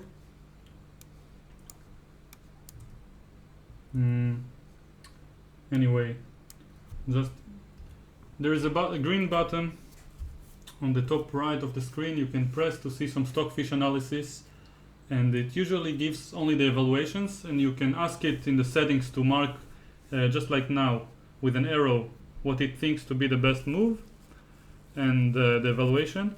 And on the bottom of the screen right here, let's say, you can see how many inaccuracies and mistakes and blunders each one has made. So without further ado, let's just look at the games. I'll turn off the computer, and you can see the evaluations. That's kind of annoying, but I'll try to ignore it and look at the board. So first game, I have played bishop takes e3, which is an interesting sideline. I saw it for the first time when George Meyer used it to beat Dennis Wagner, or was it Matthias Blubaum in some German championship, I believe, but I'm not 100% sure. He beat one of the talented young Germans with this relatively simple line, just avoiding theory. Bishop takes e3, ruining the pawn structure, and then just developing. I believe a more challenging plan for white would be to go bishop g5, let's say, followed by let's just give an example, knight d2 and pushing e4, and then maybe later on moving knight from f1 to e3.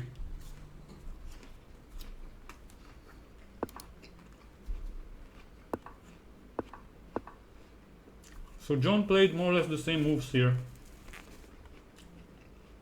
just like in the previous game, in the next games. But in this case, he didn't get to take with the queen on c3.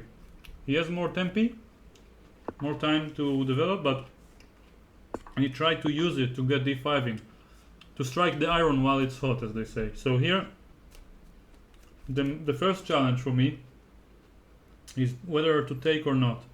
And if I take, I wasn't very happy with knight h4, because I can't really protect the pawn. And then you will get, let's just give an example. If I castle and he takes, then he corrected his pawns to a degree, and he has the f5 square for the knight. So I wasn't very happy about taking.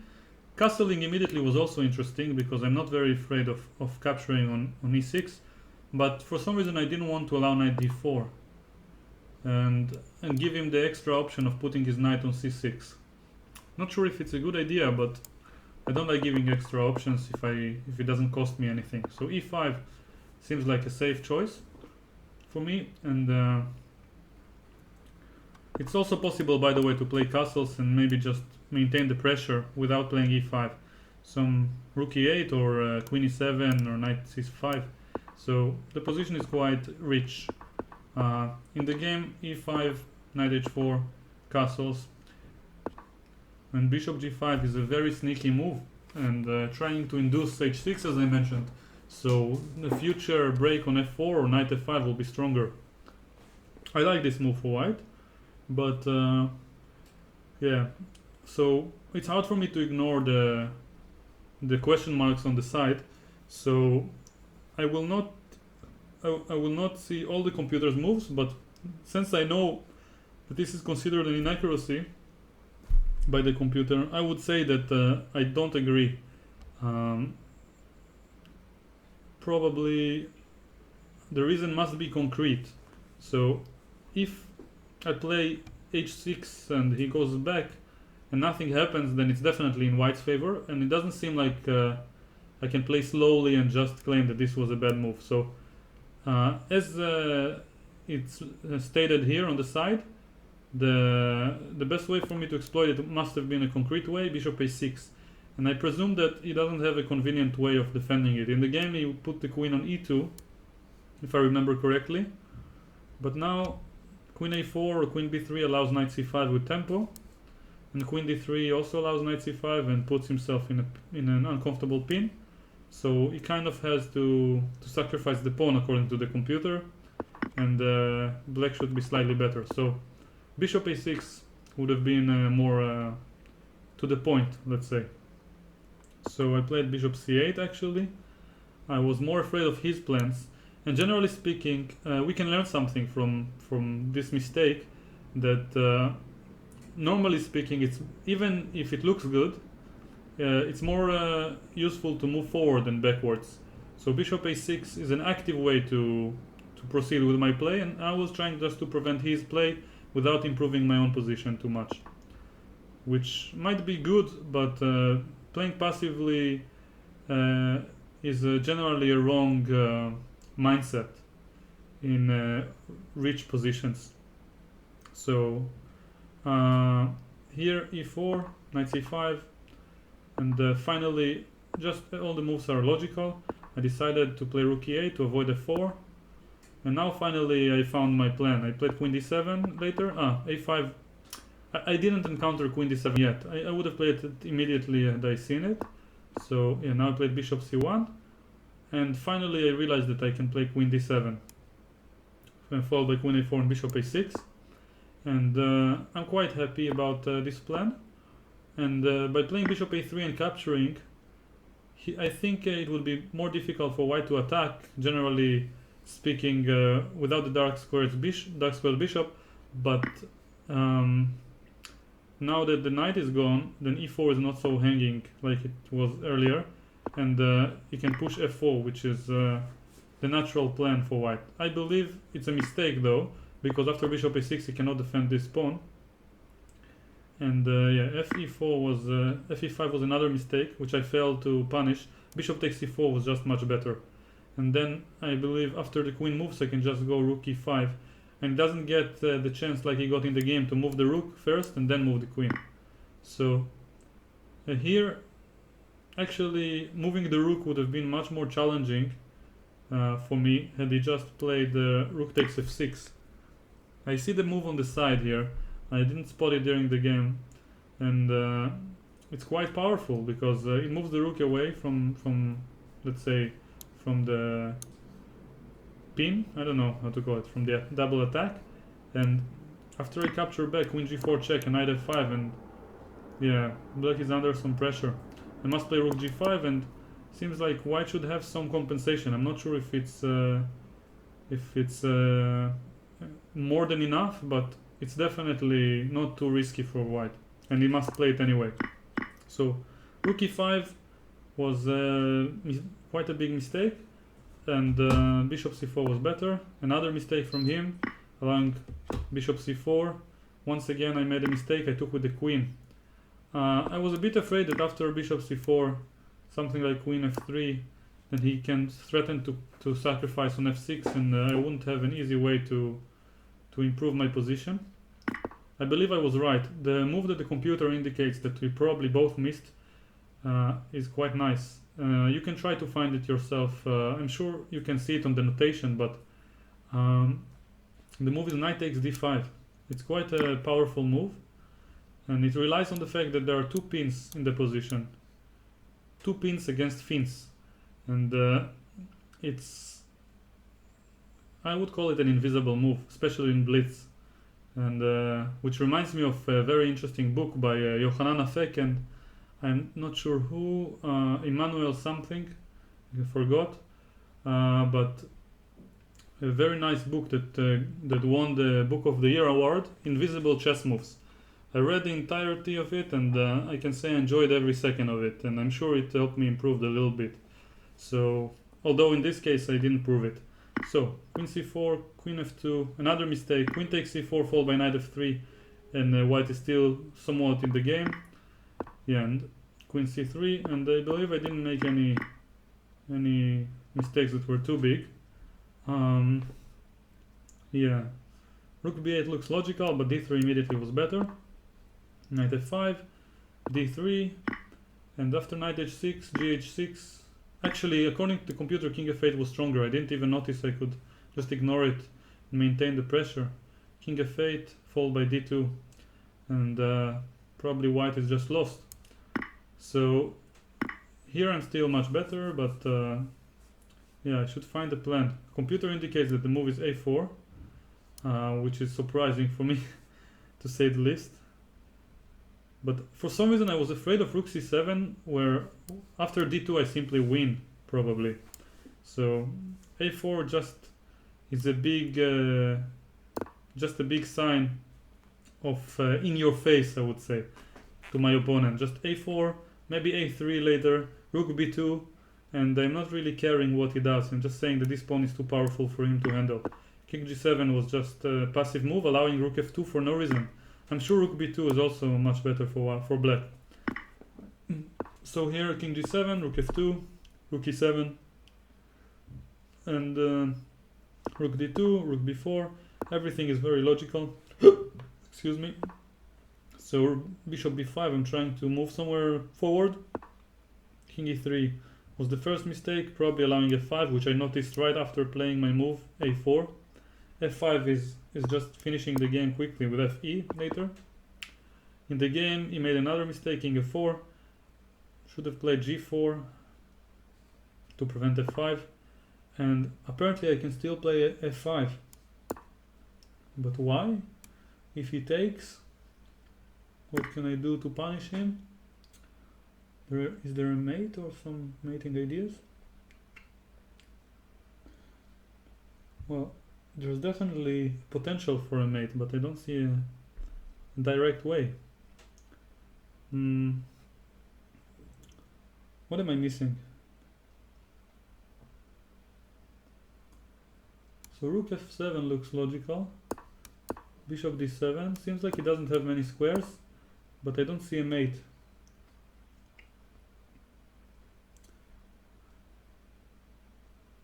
Well,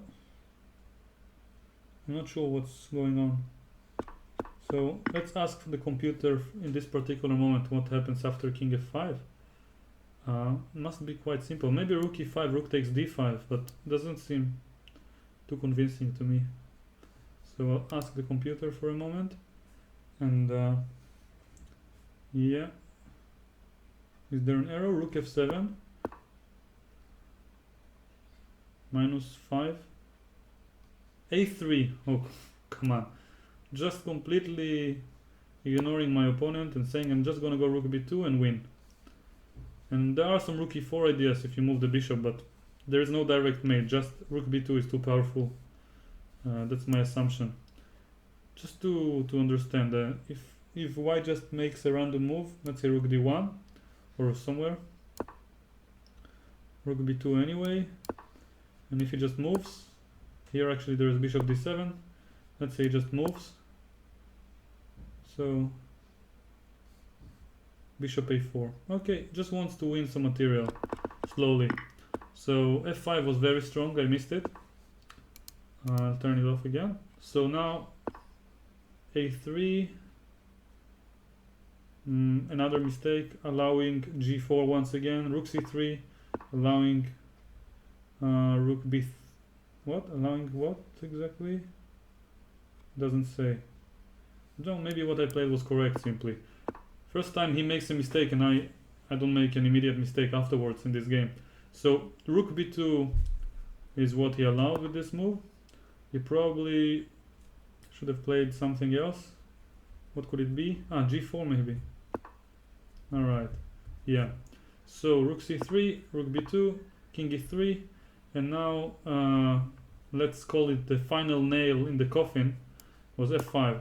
He gets the a3 pawn like he wanted, but now simply after takes and fe, position is just completely lost. e3 is a huge threat, and after king e3, I simply grab the d5 pawn as I did in the game. Bishop c4, rook e5, and just, yeah, here I took a2 first, which maybe is not the most accurate, but I failed to spot rook takes d5. And after a quick repetition, I realized that I can take with the rook, and now it's just completely finished, as you probably saw in the game earlier. And this is just over. I'm not sure if what I played was the most precise, but seems very convincing to me. King e5, then 2 checks, and queen c2 grabbing the bishop, and he resigned. So first game was quite interesting, full of mistakes from both sides, very exciting chess in my view. Let's have a quick look at the second game. I'll press, what should I press? Let's press my account, go to the second game just manually. So this is the second game. So press analysis board, and now let's start by skipping the opening part until I played queen b6. So until this point I'm sure the main move is a6. Two other possibilities are knight d5 and queen b6, and I'm not 100% sure what's the right move here for white, but after a6, b3 is the most challenging way to play as far as I can tell. And I played it myself against Shirov, and in the last round of the tournament in in Riga last year, and I actually got a very nice advantage and failed to find the right sequence in the critical moment, and just lost instead of potentially getting a huge win, and which would grant me the second place in the tournament. And I would have to add another point that a few months later, maybe even a year later, there was a very nice game by Dingley Ren, who beat Wesley So with the same line, but and Wesley So made the same mistake that Shirov did, knight d7, if you ever decide to watch the game, and Ding refuted it in a very nice fashion. So that being said, let's look at the game. Queen b6. Actually, I think I'll just have a quick glance at what I analyzed.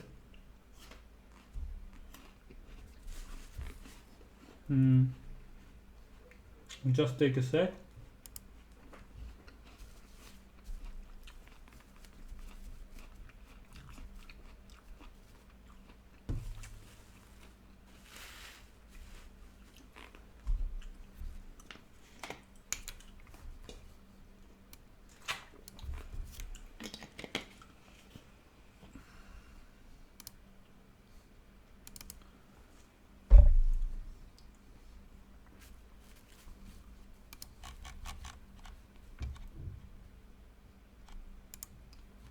Okay, so b3 seems like the right move. A takes b3 as well. Obviously it's not refuting the Slav, it's just like one of the moves that are challenging for black,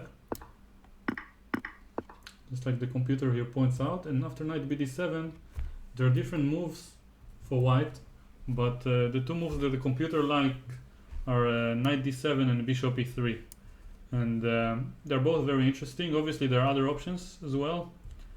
And bishop e2 was inaccurate, like the computer really pointed out. And yeah, this has been my first mistake of the game. c5, another mistake by John. It's quite intriguing how every single time one of us makes a mistake, the other one makes his own mistake as a response. I wonder why it happens. Probably the position just becomes much more complex when someone makes an inaccurate move. So let's see, c5. I'm not looking at the computer suggestion. I really want to understand what's going on, and I can't seem to find a way to refute it. What I played in the game didn't seem too convincing to me, but maybe it was. Okay, now I see the evaluation, but it seems like my moves were not granted a question mark, so I guess it wasn't that bad. So knight d7, d5, queen d3, everything was very precise apparently. Knight e4 as well. I was a bit afraid of bishop d6 for some reason, and I'm really wondering what would be my response, or let's call it the most accurate response. I cannot play f4 because of c4 check here, and I lose the queen, but I should have some idea.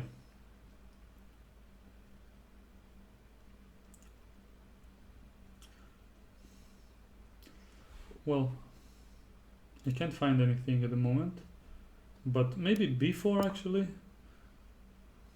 with some crazy idea like this, that if it takes here on e3, I can get knight d6 check and knight f5 check, and then grab all these pieces, but queen c7, and only then f4, I don't know, just wondering if it works. But I'll turn on the computer here, just to see what's the recommendation for white. b4 doesn't seem like the most convincing. Yeah, bishop h3 like in the game, and then just putting a lot of pressure on him. Rook d8, and then just capturing? Seriously? e3. Okay, probably the position is just very good for me. I like bishop c3 the most, with bishop a5 in the air, and inducing b4 and then just moving back, and white has a huge positional compensation that's probably more than enough for the pawn. Actually, bishop d2 is incorrect. I should go back here, yeah, to a more active square. And yeah, now just white should be better, and maybe in a practical game very close to winning, because it's very easy to make mistakes here for black. So in the game he played bishop e7, allowing d6, bishop d8, bishop h3. Seems like everything I did was very good, and now I should have taken on d7, which frankly makes a lot of sense. Just king d7 is obviously not so good for him, because then I go f3 and both these pawns are weak. He wouldn't be able to defend both of them, I think, for long. And white is very close to winning, I would believe. And if he takes with the queen, I'm in time to just maybe take on c5, yeah, and take on b7, and maybe this is already over. So yeah, bishop, I completely missed bishop d7 immediately, f3. And as Bobby Fischer said once, chess is timing. And f3 was a very bad timing to play this move, although it seemed quite obvious at the time. So bishop b6, king h1. Seems like we're both playing very logical moves. And here I employed a very, very interesting tactic that might have, I think in the game it backfired, but maybe not because of this move, just because of how I proceeded. So knight c5 looks very good. I'm threatening, if he takes, I wanted to go d7. It seems like I should be winning, and bishop c5 looks forced to me, and then b4, and it's very scary because e4, which he played, seems almost winning for black, because I cannot capture. He will get away with the pin from the pin while almost mating me. So I'll just demonstrate it. Of course, most of you see it, but just these two bishops are scary, and the position should be very close to lost for white. Although now that I look at it, after bishop g2 is still pinned. I'm not losing, but shouldn't be the right way to play. So here after e4, queen b3 was correct. Takes, castles.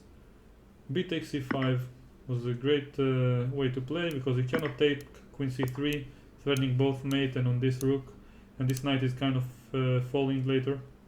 So he has to play rook c8, and now finally, after all this time, I have to find the final blow, and it was quite simple now that I look at it.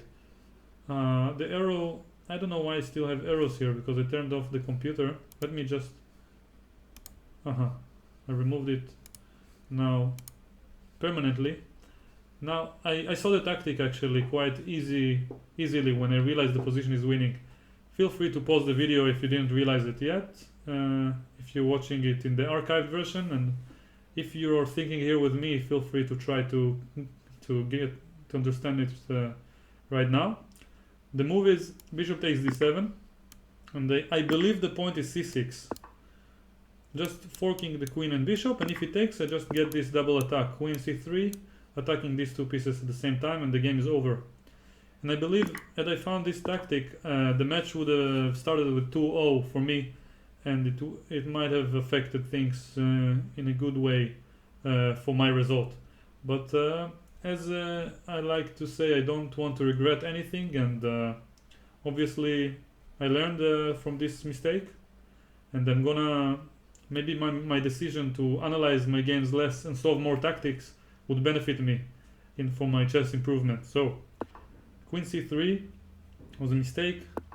Knight e5. I was expecting f6, but then my idea obviously was to take in c6, and this is what I was hoping for. So once again, bad timing of my moves.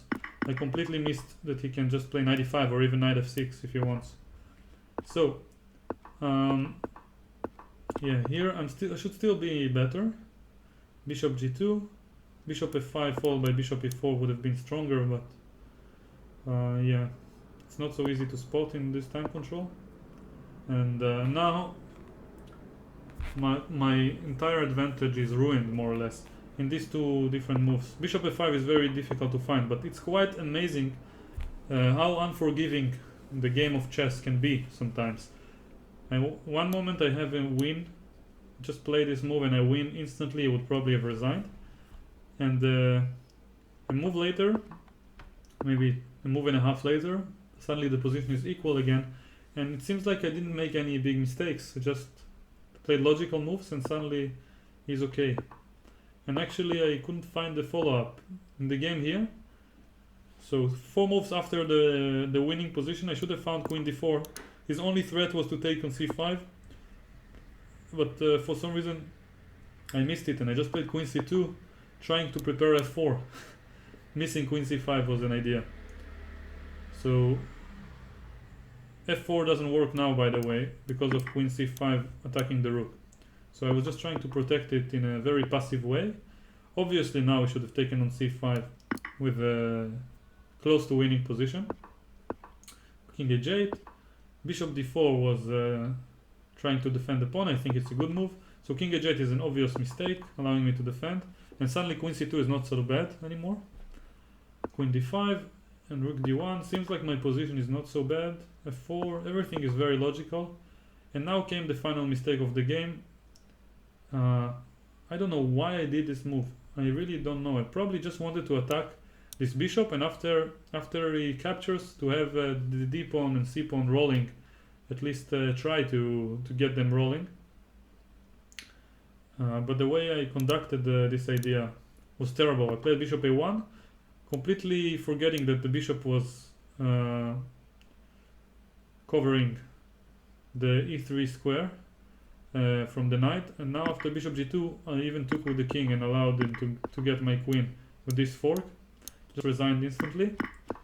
And once again, a game full of mistakes. I am not looking at the computer suggestion. I want to really find what's the best move here, and I'm suspecting it has to do something with c6, because c6 is my idea. But in the game I was afraid obviously that I would hang this pawn, but now I think about it, bishop c5 looks good. Knight e4. Actually it's not so clear. Rook e2. It's very hard for me to understand what's going on. Knight g3 suddenly works. It's quite an interesting position. And if hg3, queen h5, and I'm losing once again. So that would have been a funny way to lose, but c6 doesn't feel right. Okay, let's ask the computer to show us the arrow.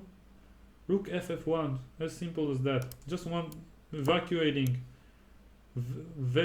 vacanting the room for the way for the queen to grab g2 and probably preparing c6 related ideas, or bishop g1 even, with the same idea I had in the game but much more logical.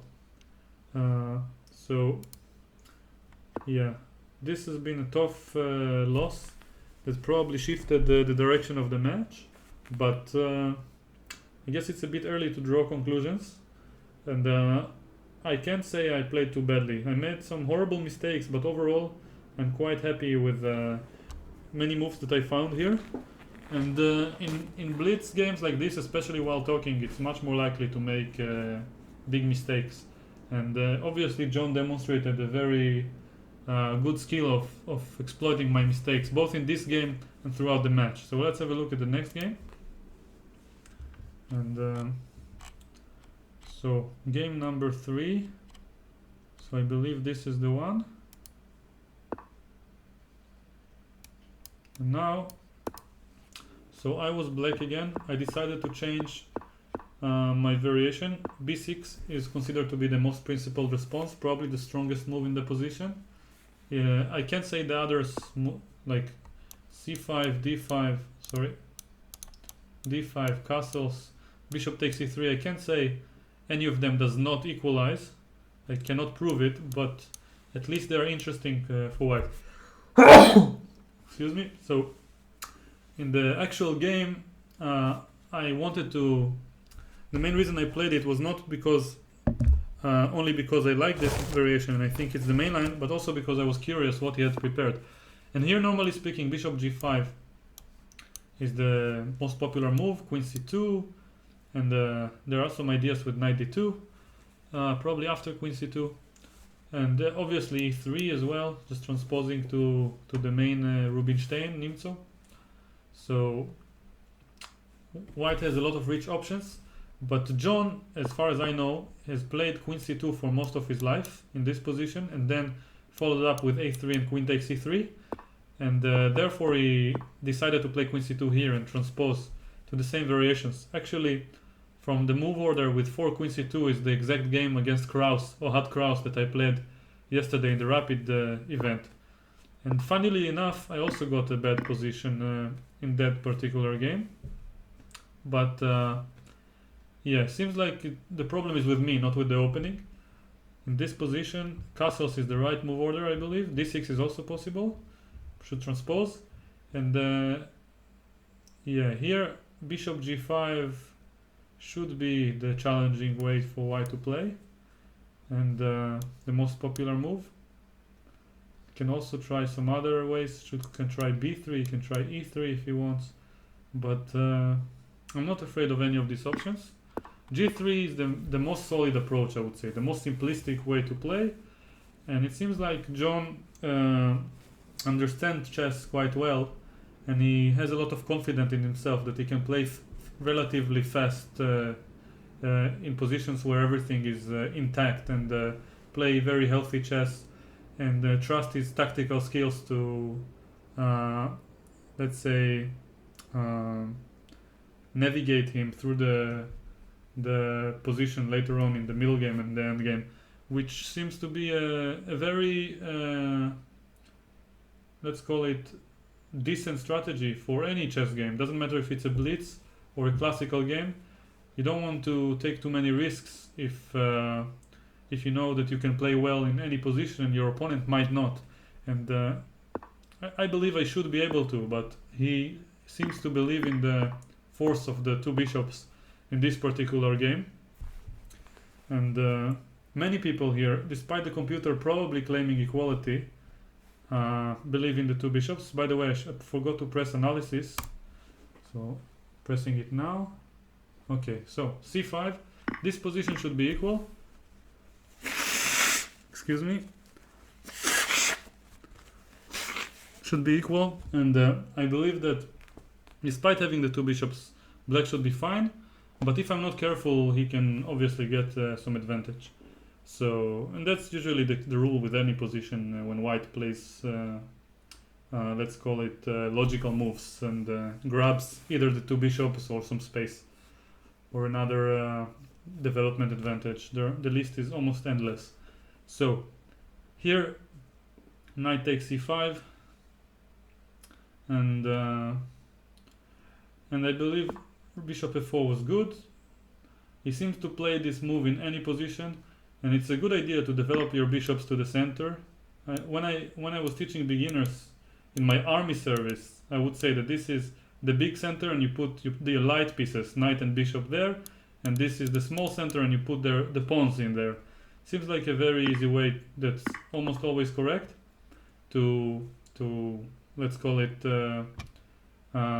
find your way through the middle game. Bishop f4, very logical. Bishop d5 looks right, and here I should have found a more challenging move to play. Queen c8 according to the computer is fine, but I want to see what the arrow is pointing. So a5, I considered it, but I didn't like queen b5. So what is the point? Knight fe4, and now black is better actually. But what is my threat? Let's say just waste some move. So I want to go f6 or g5. Okay. Wow, g5. And then what? Bishop 96 and trap his queen somehow? Yeah, and then the queen is trapped. That's quite deep. Okay, so that's obviously a very concrete approach. I was afraid of queen b5, didn't spot this knight fe4 idea. 96 immediately also gets rid of his two bishops if he takes. So here knight d4 is correct, and then again g5 would give me some potential for advantage. Bishop e4, knight e4, and f3. Very concrete play from both sides, and the evaluation keeps changing, but obviously black is fighting. Black has his right for some claim. So here knight fe4 after a5 was a good idea, very concrete, but instead I played queen c8. I'm curious if queen e7 is also good. Yeah, seems safer. So in the game queen c8, rook c1. Now I wanted to play queen b7, but I was a bit afraid of bishop d6, and once again I missed a5, queen b5 and bishop c6, and then probably black is fine. Can repeat the position, but can also try to just get this in. Actually, and then bishop e4, and I have enough compensation for the pawn. Probably. Okay. But bishop d5, just repeating the position. So, yeah, a5 was correct. I forgot that I have a5 here, or just missed it, and yeah, I didn't want to allow bishop d6. But I'm really curious if I can really move here. Apparently not. Yeah, it's not so good. Allowing this sort of endgame is not so good because he doesn't have... I'm also afraid of queen. Rook takes c5, but yeah, but then b2 is hanging. You can just... Sorry. Queen b7, bishop b7, and knight e5. This is slightly better. Obviously, black is under pressure. So a5 is correct, but even if I miss it... Yeah, this shouldn't be... Or is it? It is bad. Yeah, it's quite bad. Okay, so a5 is probably the only real way to deal with it. So for the fact that I missed it is enough of a justification not to have played it. And I was afraid of bishop d6. Queen a6 is another creative way to respond. Attacking e2. And after bishop d6, I want rook c8, I assume, yeah. And then just slightly better, maybe potentially better for black, because I have some threats. Knight e4 is coming. My pieces are a bit more active despite lacking the pair of bishops. So this was probably quite a big mistake, allowing bishop g5, which John's eye was very quick to spot, and I feel like his tactical skills are something for me to let's say learn from. And actually I would urge everyone who wants to improve their tactics actually to see what he does, because I believe his main way of improving his tactics, other than playing blitz obviously and maybe bullet sometimes, was solving tactics online, climbing the tactics ladder and so on. And I'm gonna do it more often and hope it will sharpen my tactical skills as well. I think they're quite good, but far from perfect, and or let's say far from decent by elite chess players' standards. And I can't promise I will reach there, but I can definitely try and hope. So Queen B7, trying to get myself out of this small trouble. Queen G4 now was quite strong, but Rook D1, Rook takes C8. Seems like what he did was very logical overall. Knight G5 was my creative way to try to defend. I was hoping for the best. And Bishop F1 was again very creative from John, preparing some F3 followed by E4 or F4 ideas. And yeah, it's not easy for me to make a move. I played King G7 trying to protect everything, but probably a better move would have been to play something like, I don't know. Yeah, it's hard to say. Rook C4, I was a bit afraid of some move by the E pawn, but I really wanted to play Rook C4 in the game. And for some reason I was fearing this ridiculous move, and then I can just take on D4 and win. So Rook C4 is an interesting way to play. But then after Queen F4 I'm just placed very badly. So what is the move? Oh, there is an arrow. I thought the arrow is pointing for F3, but the arrow is actually saying Queen C7, and black is almost fine. But that's of course not easy to spot. So in the game I played King G7, just defending the F6 pawn, Queen F4, Queen C7, trying to exchange queens, Knight F5 check. A very nice tactical attempt to exploit this bishop being hanging, and attacking, somewhat attacking I would say. And now I wasn't sure what to play, because I tried King G6 because I was a bit afraid of Knight D6 related ideas, where my F6 pawn is hanging. So King G8 for example, after Knight D6 this guy is quite weak, and I don't feel very safe. Rook D8 and now Queen F6, and I'm probably lost. So King G6 trying to keep this pawn under control, but according to the computer EF5 followed by exchange of queens and Knight E6, and black should be able to hold with Rook C2. Normally speaking it feels very unpleasant, but from my human perspective, but computer thinks it's maybe holdable. Maybe because I have some Knight E4, yeah, I don't have to take the B2 pawn.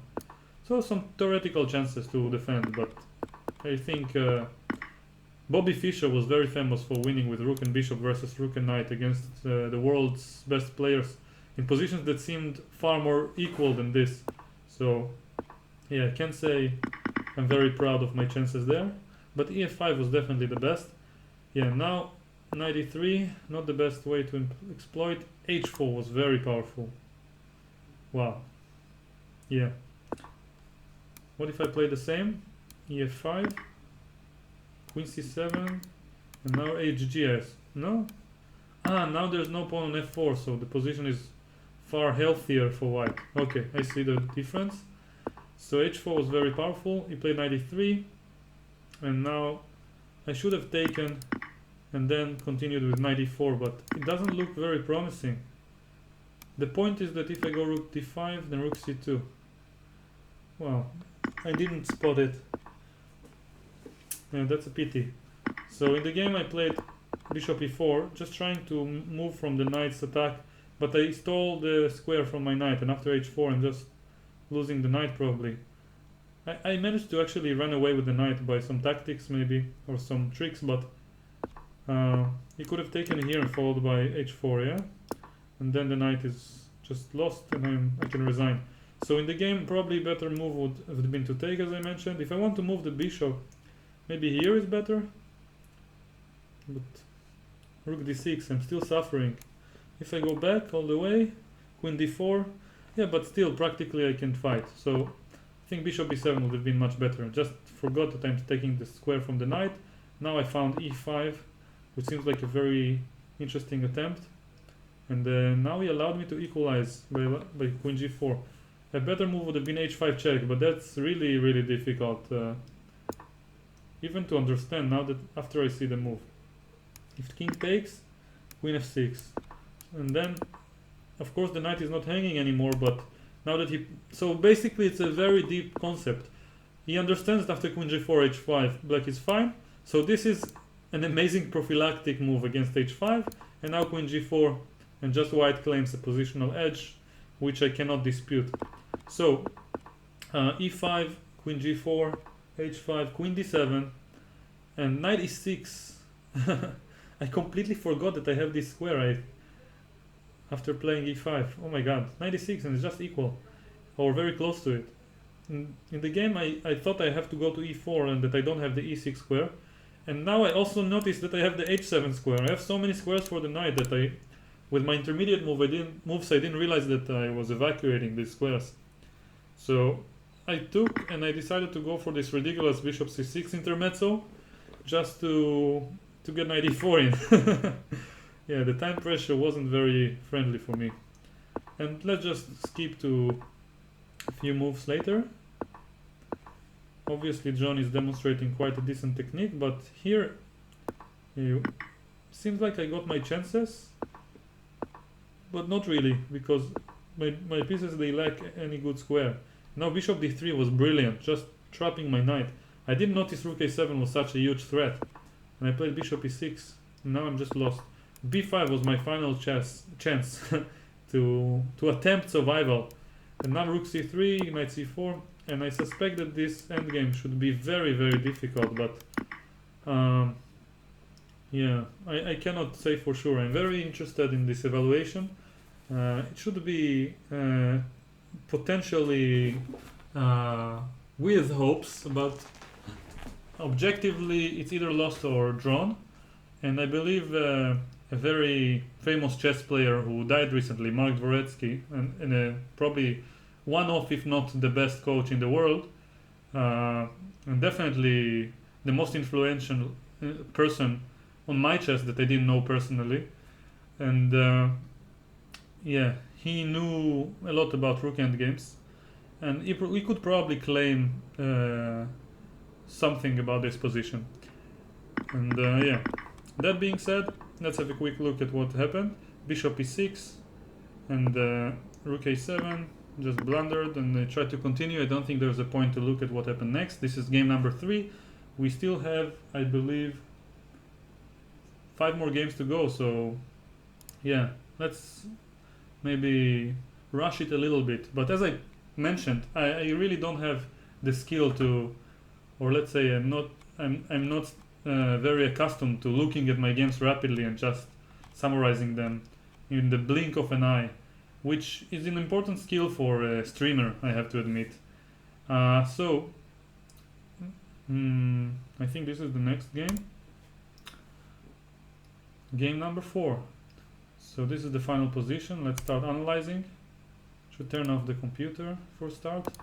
So I decided, based on my lack of memory in the Slav defense, to play a sideline that's relatively interesting.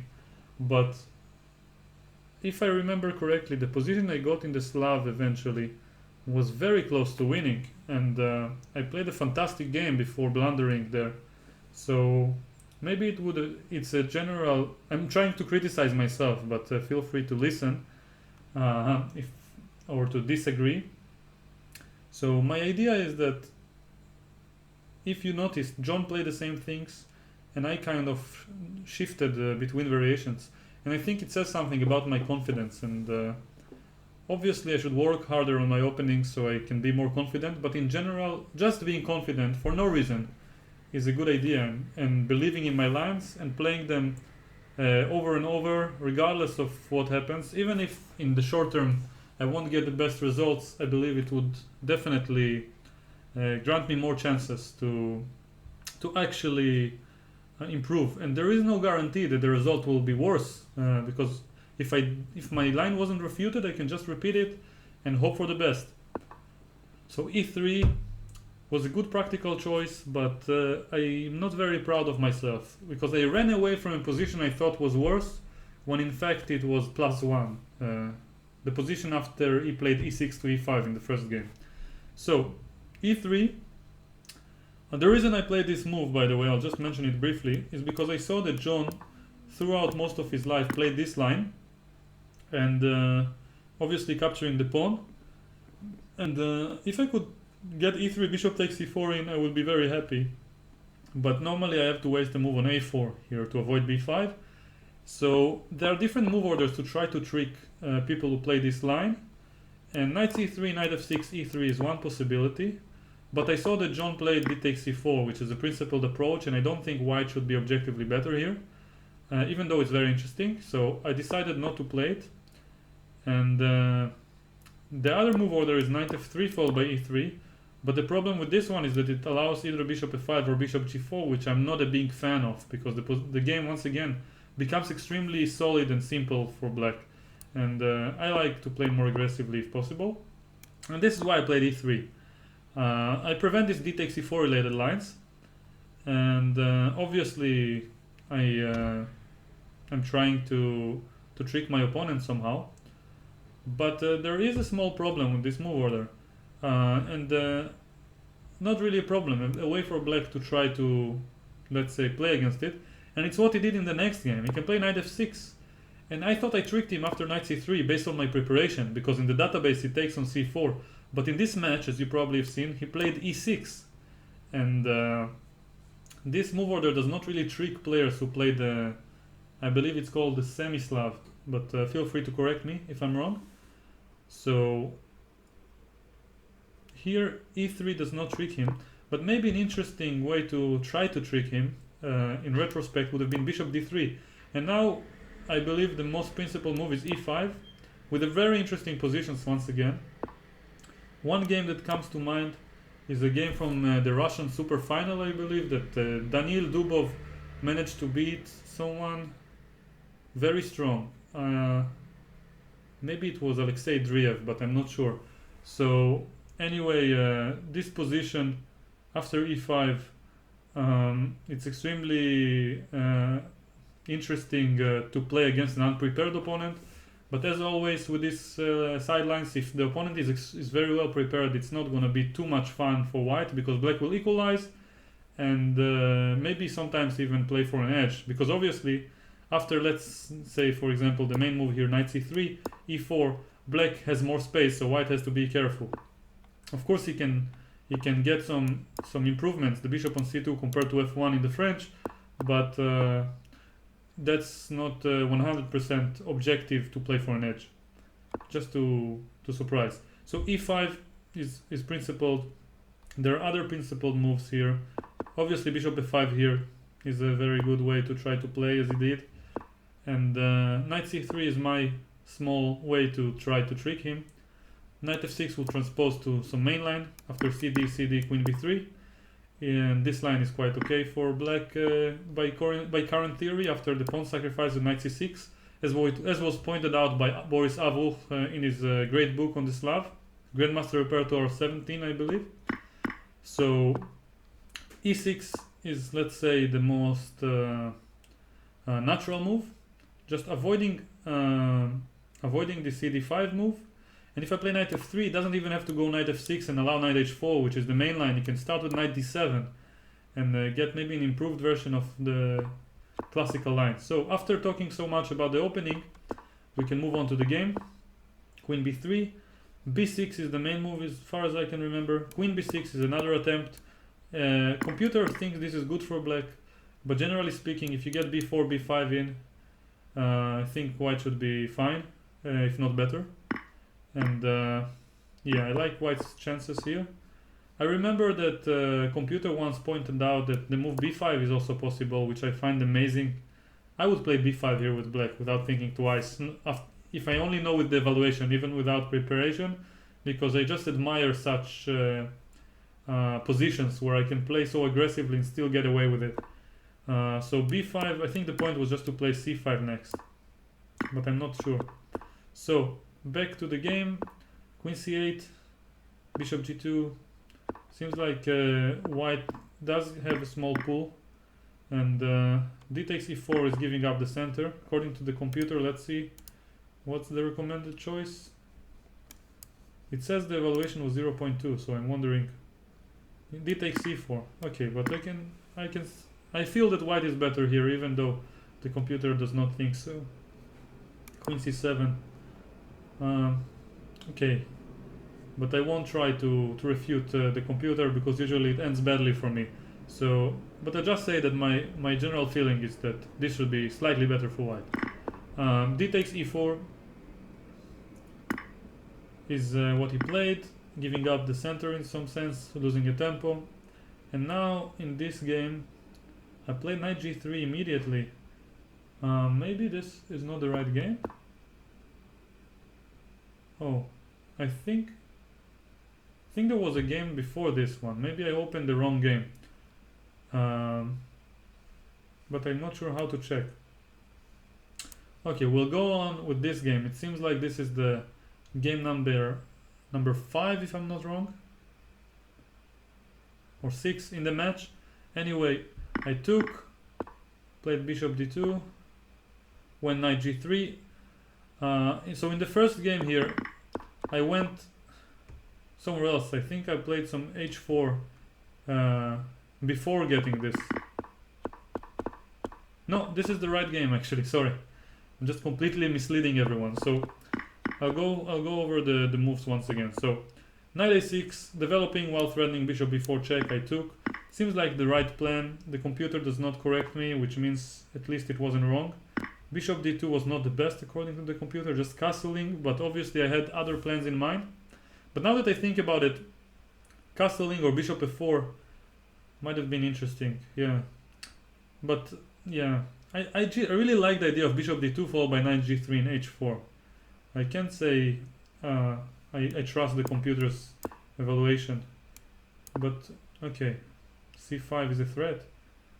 I guess I'll have to trust its evaluation and say that bishop f4 is good, although it doesn't fit with my idea of the plan in this position. But developing the bishop to the center should not be worse than what I played. Yeah, this is just much better. Anyway, back to the game. Bishop d2, developing while preventing bishop b4, knight g3, h4, and now I believe h5, despite the computer liking it, was not the most accurate, because g5 was left hanging, at least during the game. And I like the idea of just defending the pawn like this. But missing a wonderful counter blow. Yeah, I played it 2 games later and I missed e5.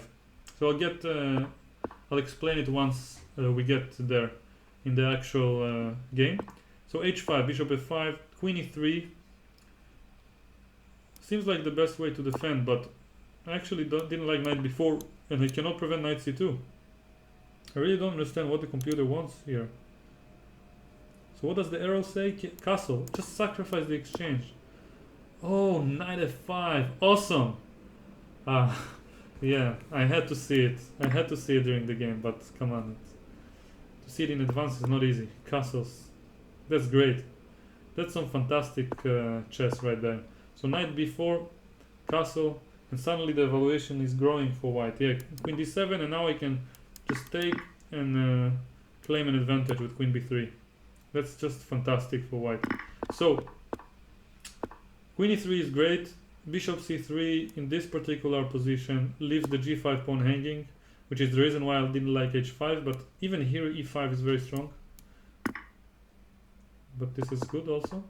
So bishop f5, h6 was played, and yeah, here h6 was played, and I think a bit more accurate, as we mentioned, was queen e3. Is there any other move that I can? But e5 is coming, so h6 was the most human way to proceed if I miss queen e3 and the amazing point behind it. Now rook takes d4, knight takes f5, and yeah, seems like I should have great compensation here, but I'm not sure what exactly. And here bishop e3, yeah, very solid, preventing realizing that queen e6 is kind of a threat. I didn't realize it and I took, and queen e6, and yeah, now bishop g5 will just win instantly. We both missed this great tactical point. Bishop takes d2 check is coming after I take. Instead, king f1 was probably the best. I didn't realize that this is good for me, giving away the bishop. It's not. But rook e1. What is the point? Knight c5. Okay, this is some high level stuff, even for me. Rook e6, knight b3, rook e7, knight d4, and black is still much better. So obviously hg was a mistake, bishop e3 was more precise, and the point is that after queen e6 I can castle and just play with a safer king compared to the game. So hg was a mistake. He missed bishop g5, but it's still much better. Queen e6, and here I didn't see that g4 was a square that's available for his rook, and it doesn't seem like I can prevent it. But what can I say? I think this was a correct decision. But now maybe bishop e3, if I take into account that he has this rook g4 move. Yeah. So now, knowing that I'm much worse, I should just go for survival like this. But practically bishop c3 is nice. Ah, but bishop b4. Oh, just beating the bishop, and it's just very close to winning. So we both missed it. Rook g4 was a move I was afraid of, because I was really eager to get g6 in. Even here I was kind of imagining the g6 would work in some variations. But it didn't. So yeah, so for example after rook d7, then g6 was my idea, and I was hoping that white is okay because I have some threats. Computer still is very cold-blooded and says that black is much better, but yeah, I didn't realize it during the game. So rook g4, bishop f3, and obviously very interesting position emerged. Rook g6, and now, as I mentioned right after the game, rook takes g6, rook h1 was more precise probably. Very close to equal. Rook h8 is coming. I'm still a pawn down. I have some compensation. Black is slightly better according to the computer, but I can't say he's winning.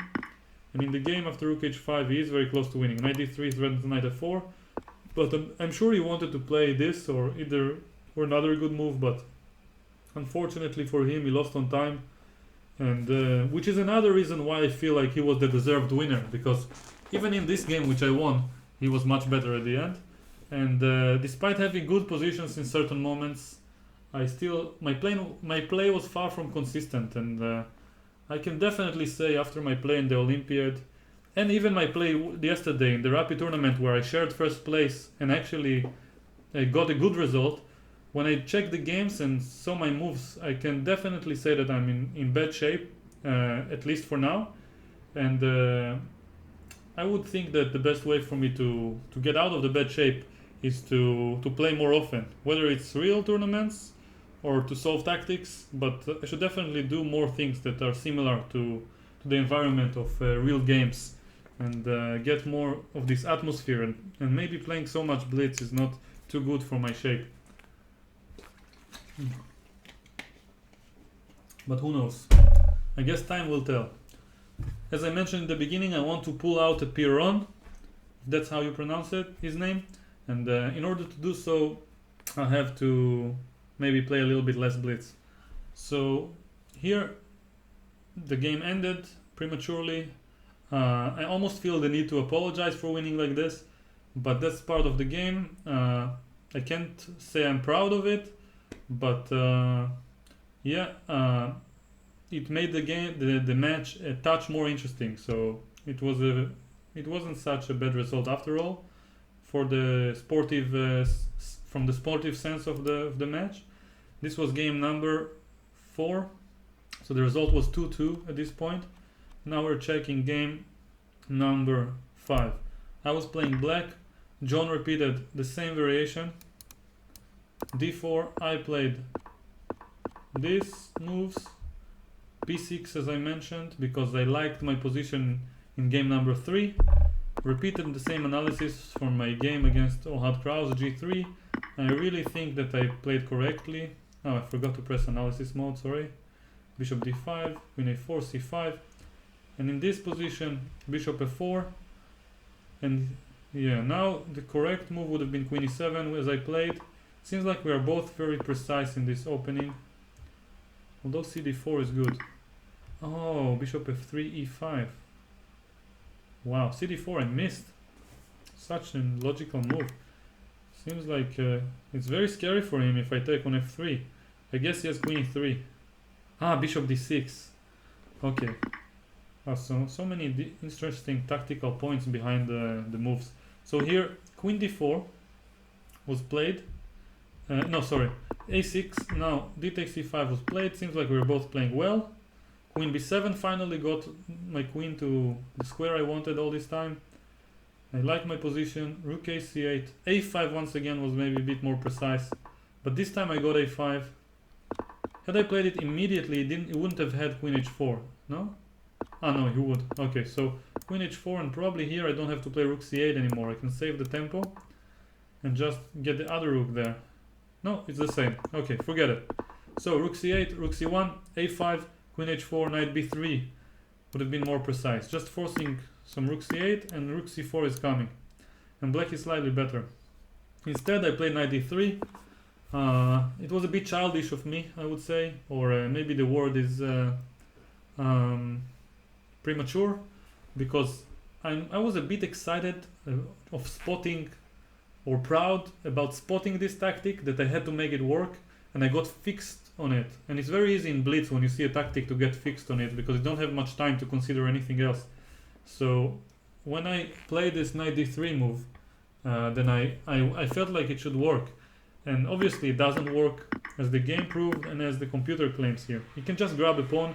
Also his task is much easier. I just want to make a quick point. If I play knight b3 and this position, white has to move. Forget the arrows for a moment. So white has to move.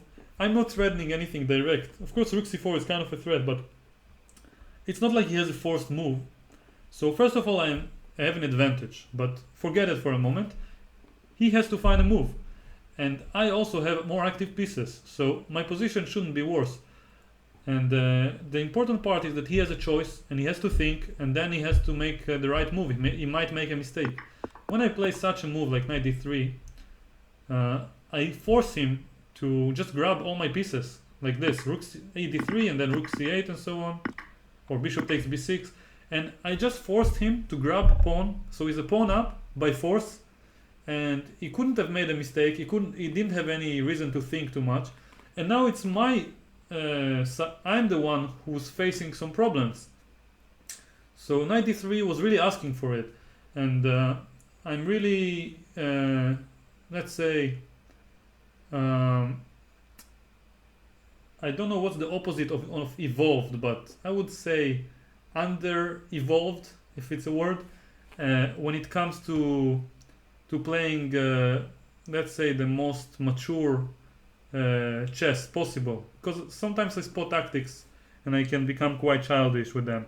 So here it didn't work in my favor, obviously. Rook b8, bishop d4, and rook d8 I was quite happy with myself. Rook e3, rook c5, and yeah, knight d5 seems correct. And after rook e4 there was severe time pressure as far as I remember. And I think queen f3 was correct. Yeah, and the computer confirms that it's not that bad. But still, 0.8 for white is quite a lot, given the fact that I was better just before employing my tactic. So, with knight d3. So, instead, if you remember, I played rook b3, blundering mate in 1. And yeah, that's very sad, but as I like to reassure myself in some situations like this, I was just like, and also like the Beatles used to say, I'm taking the easy way out. Here, position was bad for me after queen f3. If he finds this move, let's say rook takes a5, just grabbing everything, it's not gonna be easy for me. I might suffer, especially in normal over the board chess when it's the classical time control. So I like reassuring myself. I have different methods to lie to myself to feel better. One of them is that I was taking the easy way out.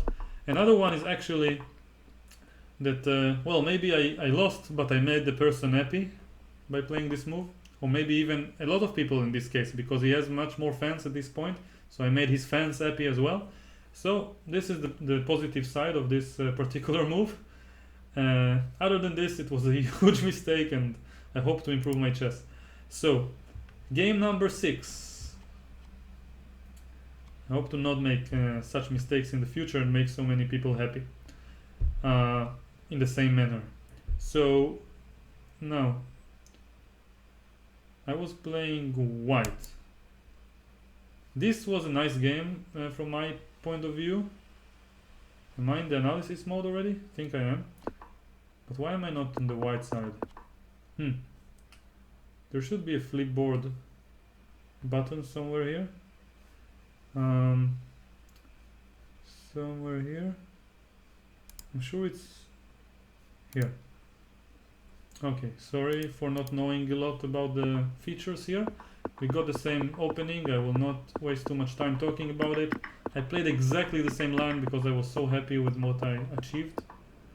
And now finally I changed my variation from the right one to a losing one with bishop c3, missing e5, which is a great move. Reminds me of the game Geary versus Aronian with a similar structure where he played e5 and white was a bit underdeveloped. So a fantastic game, by the way. I don't remember where it was played, but somewhere like 2 years ago.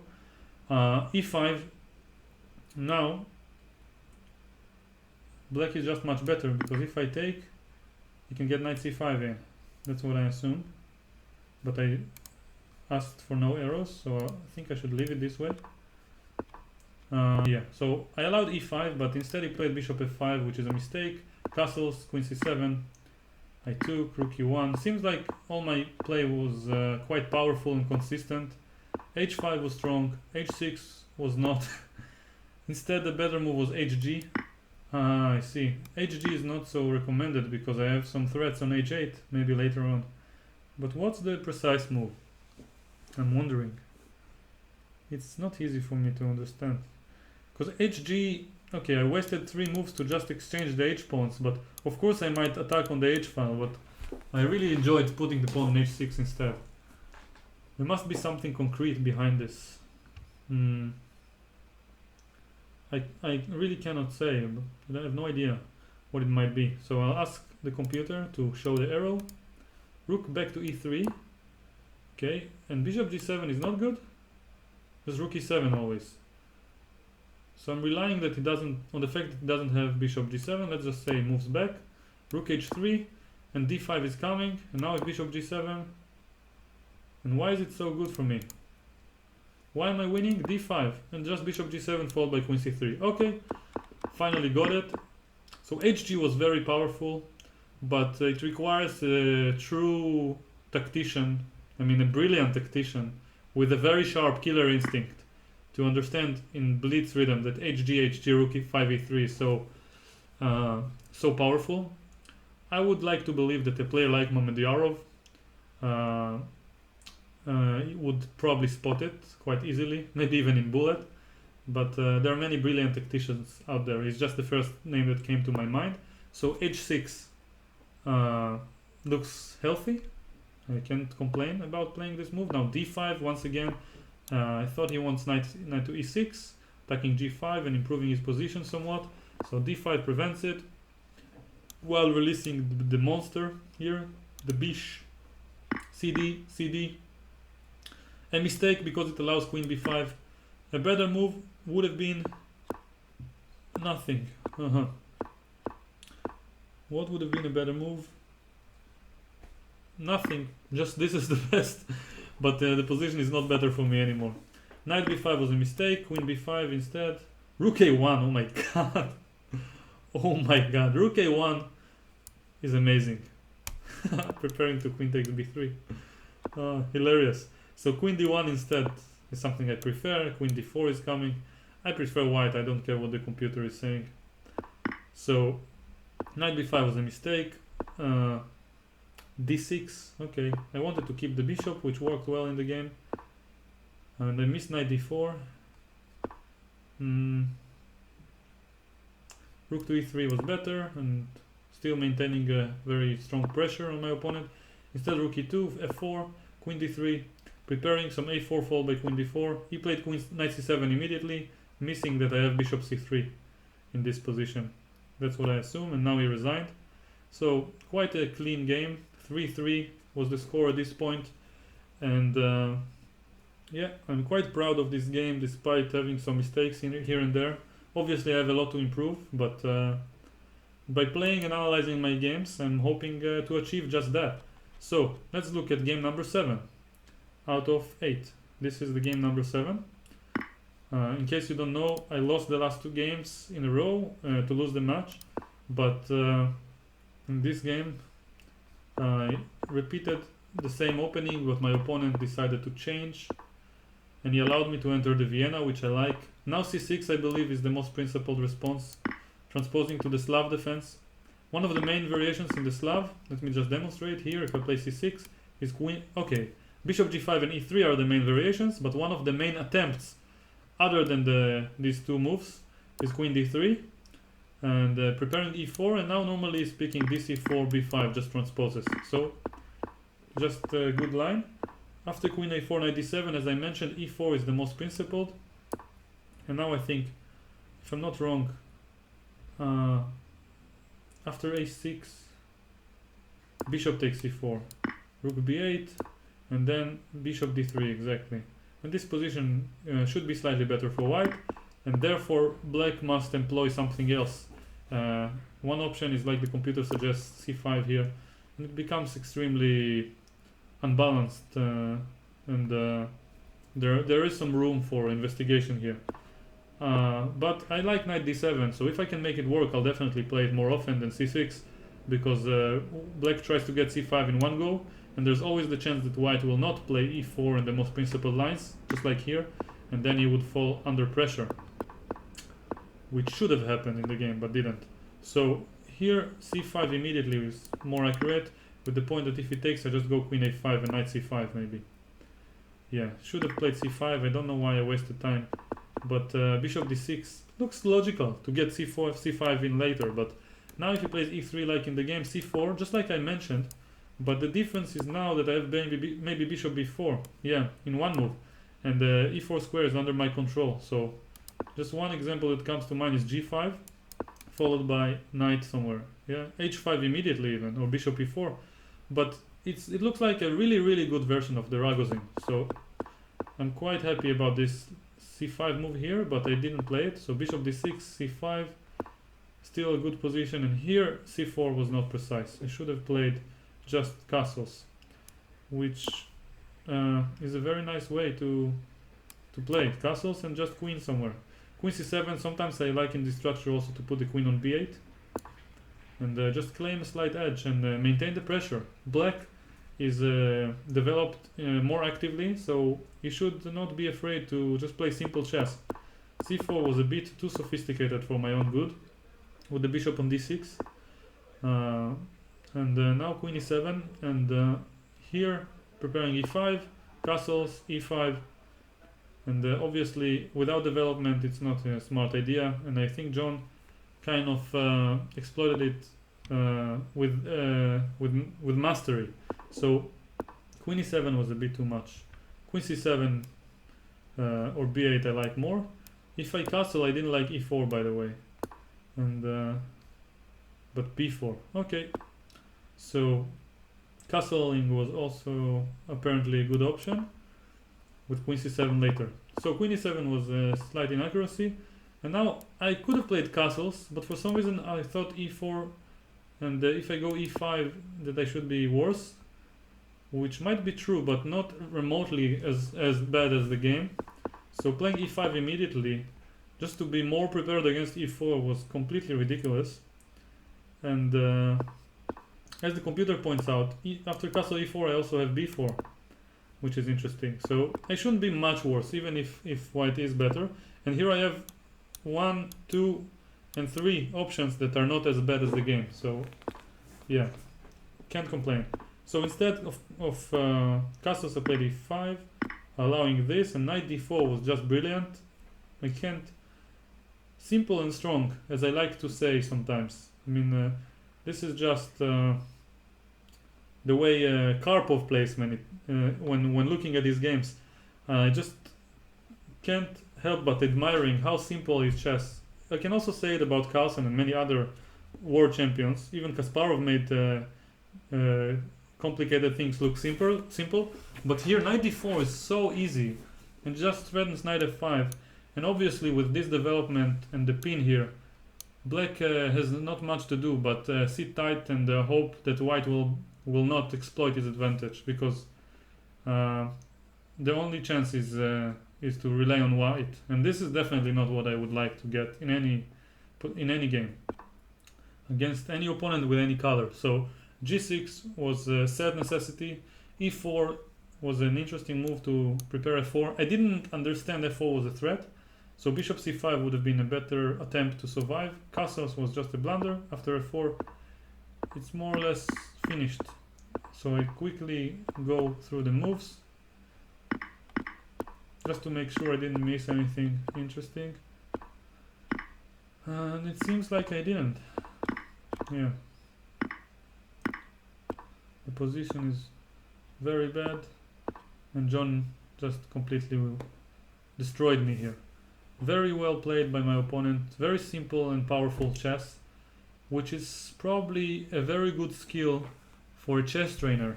John is I never trained with him obviously, but I heard he's a very good coach and he can explain things in a very instructive way.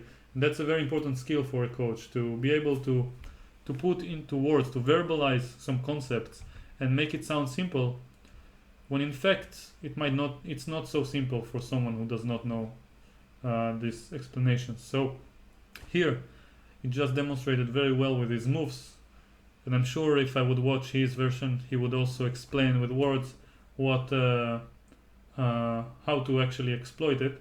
And I have to mention also that for those of you who don't know, watch this stream or the archived version, that he also has his own point of view of this match, and I highly urge you to watch it. It's probably a bit more instructive than mine because he's more experienced and he's a good coach, as I mentioned. So yeah, let's move on to the next game. This was game number 7 and we're moving on to the last game of the match.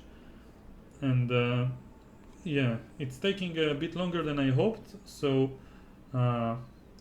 regrettably I won't accept questions afterwards, but I will make more streams more often in the future, because I feel like playing on lichess and trying to master the different things about live streaming. I think it can be more interesting than just recording one video per one game per video. Now let's analyze. So regarding the streaming, feel free to mention in the chat or in the comments whether or not you prefer me to live stream on YouTube or on lichess, because I will test both of them in the close future, and there are pros and cons for each one. I prefer to stick to YouTube, but I also want to build some Twitch following in the close future, because obviously many people like it, and some people who might watch me on Twitch may not be on YouTube as well. So enough talking about this. Feel free to mention in the comments or the chat right here. I am looking at the chat despite not responding, so I'm very focused on the game, so forgive me for this. And as you probably know, your messages are being featured in the actual video, so I will read all the messages afterwards. And if anyone wants to contact me regardless, you can find my mail, I believe, in my YouTube channel. If you click right there in the one of these I forgot the word, but just click about and then you can find my mail right there. It's probably the best way to reach me. So Back to the opening, I played this tricky move order. D takes c4 is probably more precise because I managed to get this hybrid of the let's call it the Botvinnik variation, or the Botvinnik let's call it pawn structure of the Queen's Gambit declined. As I mentioned, the bishop is not on g5, but it's still extremely interesting because black also wasted the move on c6 instead of getting c5 in one go.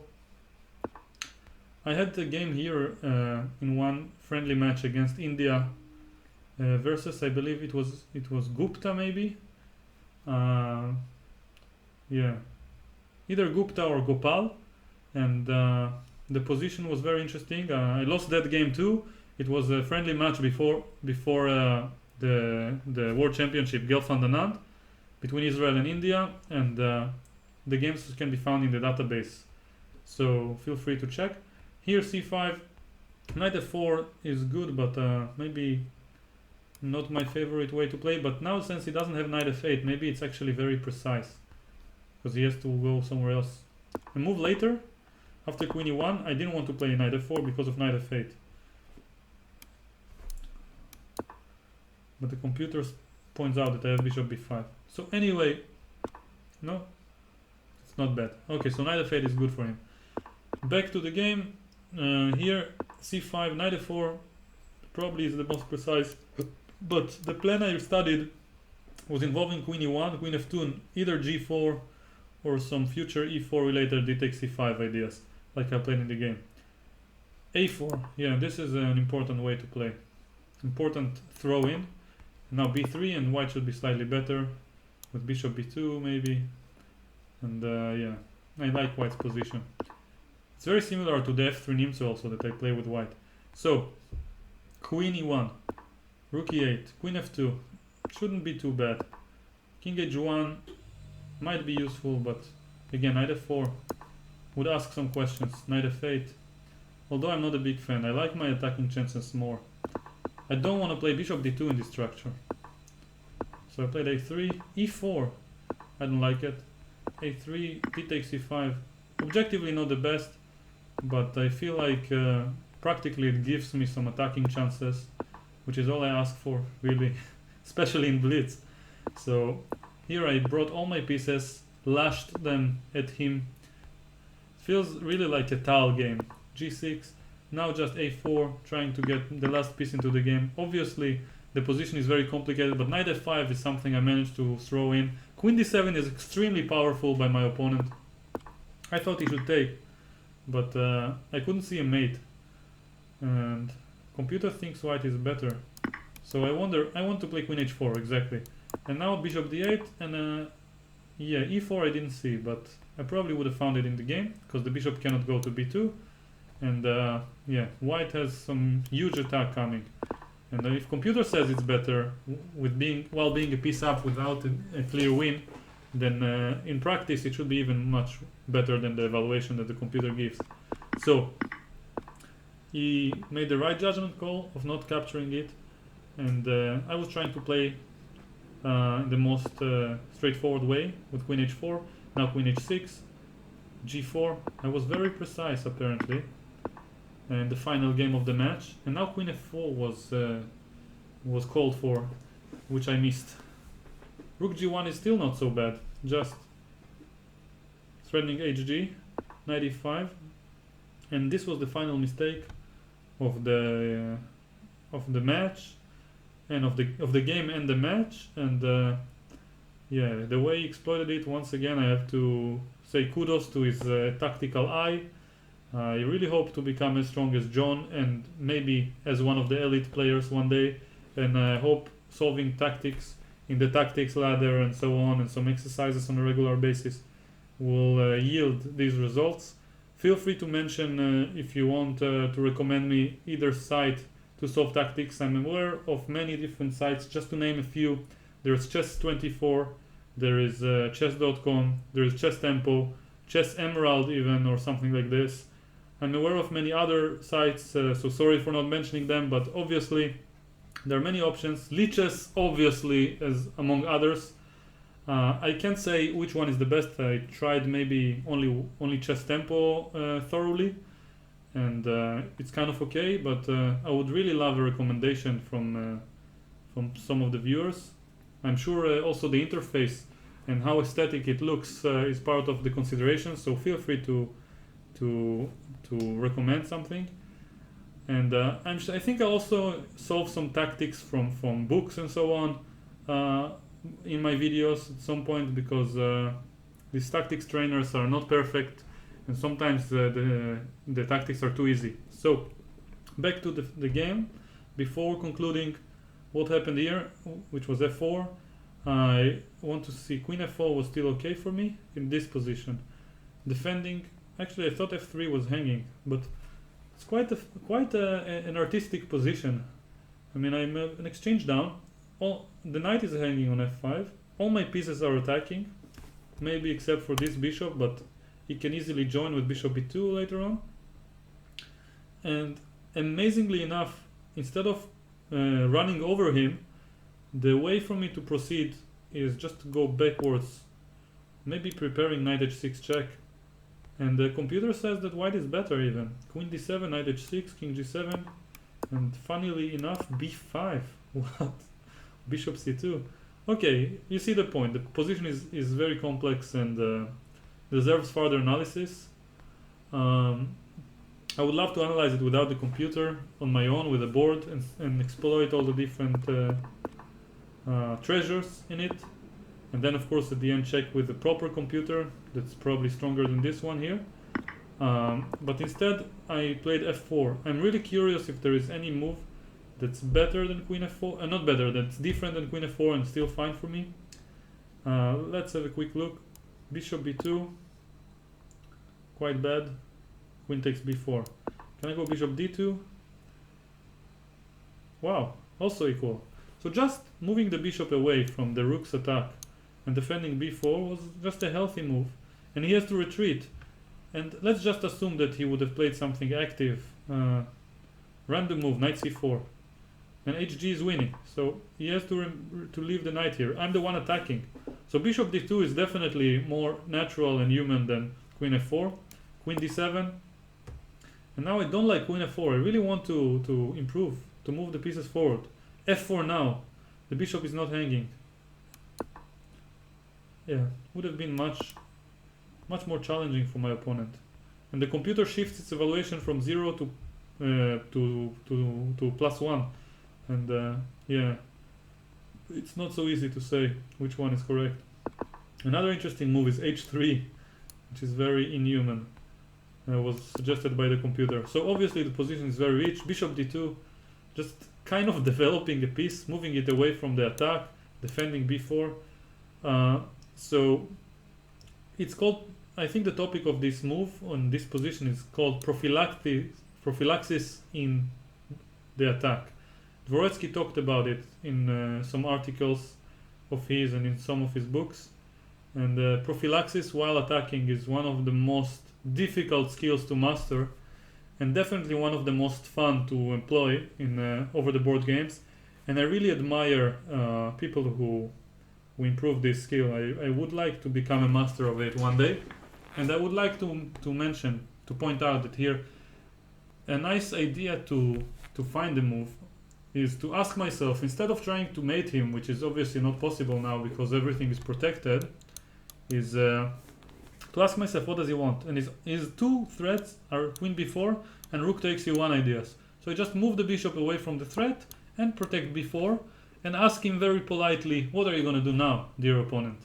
And sometimes by not forcing the game, of course queen d7 according to the computer is equal, but if you don't have the computer, first of all, it's very scary, and secondly, you have a lot of choices, which I pointed out earlier.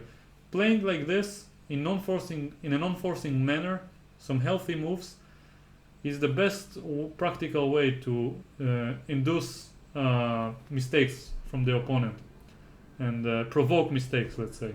Maybe is a better way to put it. So f4 was the final mistake. Knight g4 is a brilliant way. I thought I blundered my queen by playing the move bishop b2, but the queen is already trapped. I didn't even notice it was trapped. So once again, I was taking the easy way out, because had I noticed it was threatened, it might have been even more painful. but just blundering it like this is not as bad.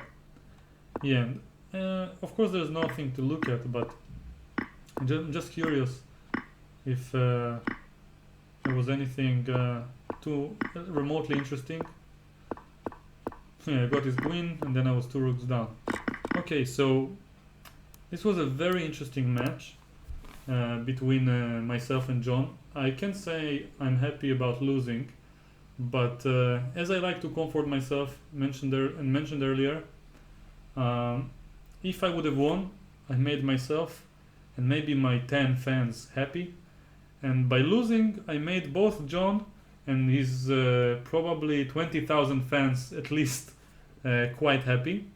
So that's the positive side. I'm an optimistic, so I would like to state the positive side between bad experiences. This wasn't such a bad experience, but I don't like losing, as you probably know by now. And I have a lot of material to study from, and I'm very ambitious. Having seen my rating, while not really admiring looking at points, I really don't like looking at numbers and ratings, and generally speaking, being materialistic in general is something I really don't like. But in this particular case, I had a moment of weakness. I looked at my rating, I saw that I dropped 24 points, and it kind of inspired me to work harder, to become better, to have less distractions. I do many things that maybe are not the best to improve my own chess. To name something is maybe watching YouTube videos that are not chess related. So I would like to, despite doing many interesting things, I would like to focus more on chess and to pull out a pure run. And I'm very happy about playing here. I'm very happy that many people agreed to watch me and to follow me here, and hopefully learn something and was maybe a little bit entertained in the process. And as I mentioned, in this channel, I'm improving my own chess, and I'm hoping other people will improve with me and get infected by my passion and love for the game, and maybe employ some of my philosophy and my methods for improvement. And I want to set a good example, so feel free to criticize. I really enjoy good criticism and let's say appreciate it. And I will read all your messages. Sorry, I'm not very accustomed to multitasking, and talking is hard enough for me, so reading the chat is very difficult. In my next stream, I would probably take on some questions. And I'd like to thank everyone for watching. And yeah, there's not much left here to say, except then what I don't like saying, but I was told it's a good idea.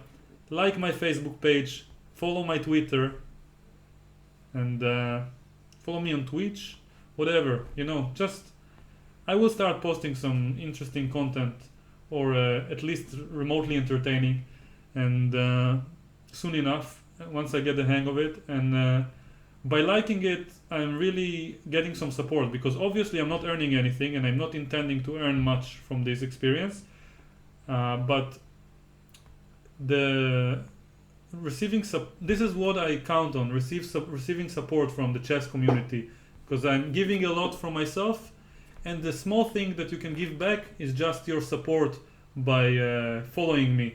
And this way I can probably it gives me a lot of motivation to put more efforts and create better content and post it more often.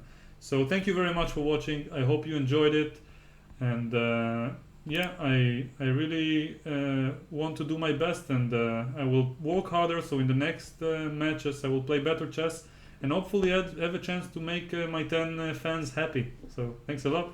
See you in the next video.